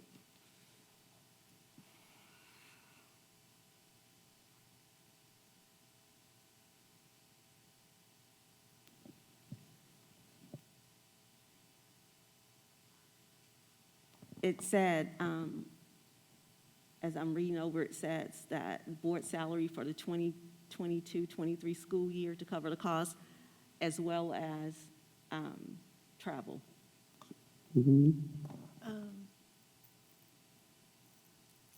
I have a question. Because if it's this school year, then what she's saying isn't actually going to cover. I mean, we don't need that. Point of Well, order. I'm not going to. Point of order. What she has stated is that we would cover it this year, but then she's willing to give up next year's salary if we say yes. Okay, So it but- actually won't cover the cost this year, but she's willing to say, I am willing to give all that up next year if we cover the cost this year. Okay, well, can we adjust that? Because I don't know that that is completely necessary. I mean, if we have money in the account, she doesn't really need to. There's a motion on the Mr. floor, Motion Mr. is Manning. already there, so I'm Point not of order, gonna. we've already It's voted. not that important to me, to be honest with you. There's a motion These on the seniors floor. graduating is more important to me, so the Understand. motion can stand as is.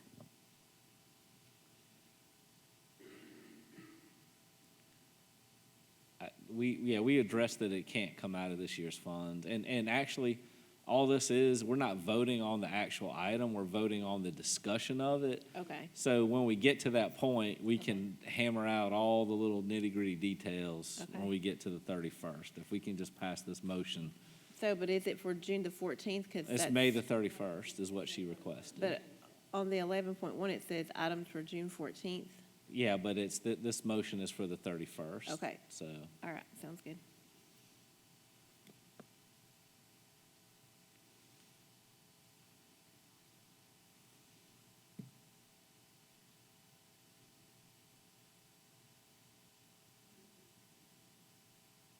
motion passes 5 yes, 2 no. All right, now we're back to the original motion for the draft agenda. Mr. Manning, Yes, ma'am, Ms. I Mackey. move to approve the draft agenda items for June 14th, 2022. Motion made by Ms. Mackey. Do I have a second? Seconded by Dr. Caution Parker. Any discussion? With no further discussion, we'll have the vote.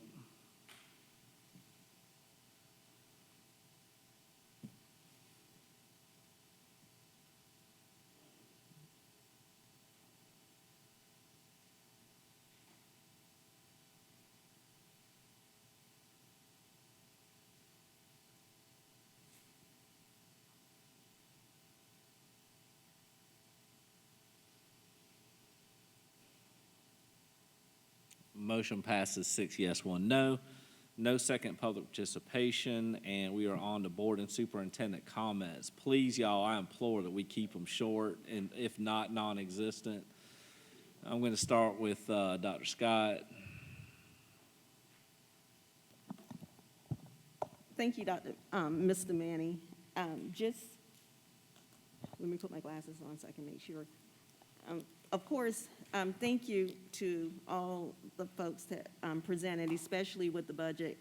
I do appreciate you guys taking your time to share that information with us and for allowing us to have a healthy conversation about it.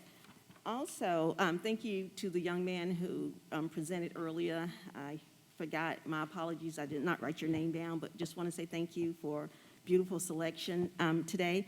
And then also to parents, I want to remind you that you should have received a safety and security survey on Richland 2 asking for your input. Please check your email or your spam, and if you have not completed that, your voice matters. We want your feedback. We want you to be included. So please take the time. It takes less than 5 minutes to actually complete that survey. So please give us your input on the safety and security plans that we'd like to put in place for next school year. And then also just a few words of wisdom to our graduating seniors. I want to share a quote with you from Henry Louis Gates, who is an esteemed educator, historian, author, and award-winning documentary filmmaker. And the quote is, "The first step towards tolerance is respect. And the first step towards respect is knowledge." Please write the chapters in your life. Knowledge opens so many doors that no one can close. Take advantage of opportunities, whether you decide to go into the military, the workplace, or to college. Take opportunities of every type of professional development that they may offer, internships, apprenticeship. Whatever they have, please take advantage of that. Learn as much as you can from the people who are around you, who are trying to teach you. Just know that you are equipped when you're packed with knowledge. In other words, don't wait to be invited to the table. Create your own with knowledge, and let your chairs be filled with respect, knowledge, kindness, and integrity. I look forward to seeing you at graduation. Congratulations. I am so proud of you, and you are the future. Thank you. All right, so much for short. Ms. McFadden, next. I would just like to say thank you guys so much, Ms. Allen and Dr. Miley, for going through this budget. I know that it is time consuming for me, so I know you guys can fly through it or whatever, but I appreciate you guys answering my questions and helping me to go through it, because as I've been told, our number 2 responsibility is to make sure that the budget is right, and so I want to make sure that I understand moving forward, everything as best that I can while I can. So I really appreciate your presentations and all of the little packets that y'all put together for us to go through it. So thank you so very much. Good night. Y'all have a good evening. Thank you. Mrs. Agostini? Yeah, I'd like to thank Josh for providing our inspirational moment. Also, thank you for those who participated in public participation. My giggle today, Dr. Scott, when you brought your former student anesthesiologist here, was because my husband has the same story, but a little bit funnier, because he was in the hospital in a gown sitting on top of his bed when he ran into a former student of the school and was a little embarrassed in his gown when the student said, "Are you Thomas and Tori's dad?" And that's all I could think about, one of his most embarrassing moments. But I'll conclude with, as a member of Rotary, we finish every meeting with our 4-way test, and it says, "In all things we think, say, or do, is it the truth? Is it fair to all concerned? Will it build goodwill and better friendships? And finally, will it be beneficial to all concerned?" Thank you. Dr. Caution Parker? I'd like to thank Joshua for his outstanding performance this evening. And he is just so talented, and I wish him the best in his future endeavors, especially in the field of music. Also, thank you for the highlights. Congratulations to all who were recognized this evening and honored. And thank you for the reports this evening, especially the financial report. Have a good evening. Ms. Mackey? Thank you, Mr. Manning. With regard to the Premier Scholars Banquet and Junior Scholar Celebration last week, I was not able to attend, but want to extend kudos to all of those who are recognized. I couldn't attend because I was actually traveling to my daughter's graduation from Georgetown. She just finished her master's there, and I'm excited for her. My reason for saying that is I want to take the time to say thank you. Thank you. Richland 2 is a premier district. It is an outstanding district. I know all the superintendents that my children have gone through, from Rice Creek to Ridgeview, starting from Dr. Hefner right up to Dr. Davis. My kids have had a premier experience in Richland 2. They have been loved, they have been nurtured, they have been cared for, and for all of the teachers, for all the people in this room, for all of our administrators, for all of our village who has rallied around our students and keeping the main thing, I want to take the time to say thank you. My children have benefited from this district. Countless other stories are the same. So as we're sitting here and we're splitting hairs, during board meeting with details and things we want, the main thing is student education, and I just want to say thank you for the education that mine received. For those who've got to be here, thank you. For those who have chosen to be here at this late hour, bless you, thank you, and all of you have a good evening. Be blessed. For the public, when it comes to me, I'll have no comment. Dr. Holmes? I'd like to say thank you all for the reports that we received tonight. Thank you, Mr. Manning, for taking this on today. I appreciate you so very much. To our junior scholars and our premier scholars, thank you for having me at the program and letting me speak at one of the programs. I enjoyed you immensely. It is late in the evening, so we will not belabor any longer. You all have a blessed evening. Thank you. Baron Davis, Dr. Davis, sorry. It's okay. I answer to all of it. Just thank you to my staff and my team for a great job of presenting. Thank you to those who are still with us today at this late hour. And I want to give a shout out to Michelle Ortiz, who was a teacher who won a trivia question when we were doing the Teacher of the Year banquet. Michelle, I'm doing her duty tomorrow at 6:50 a.m. at Muller Road. So she is really the winner because I didn't think it would be tomorrow. So I don't get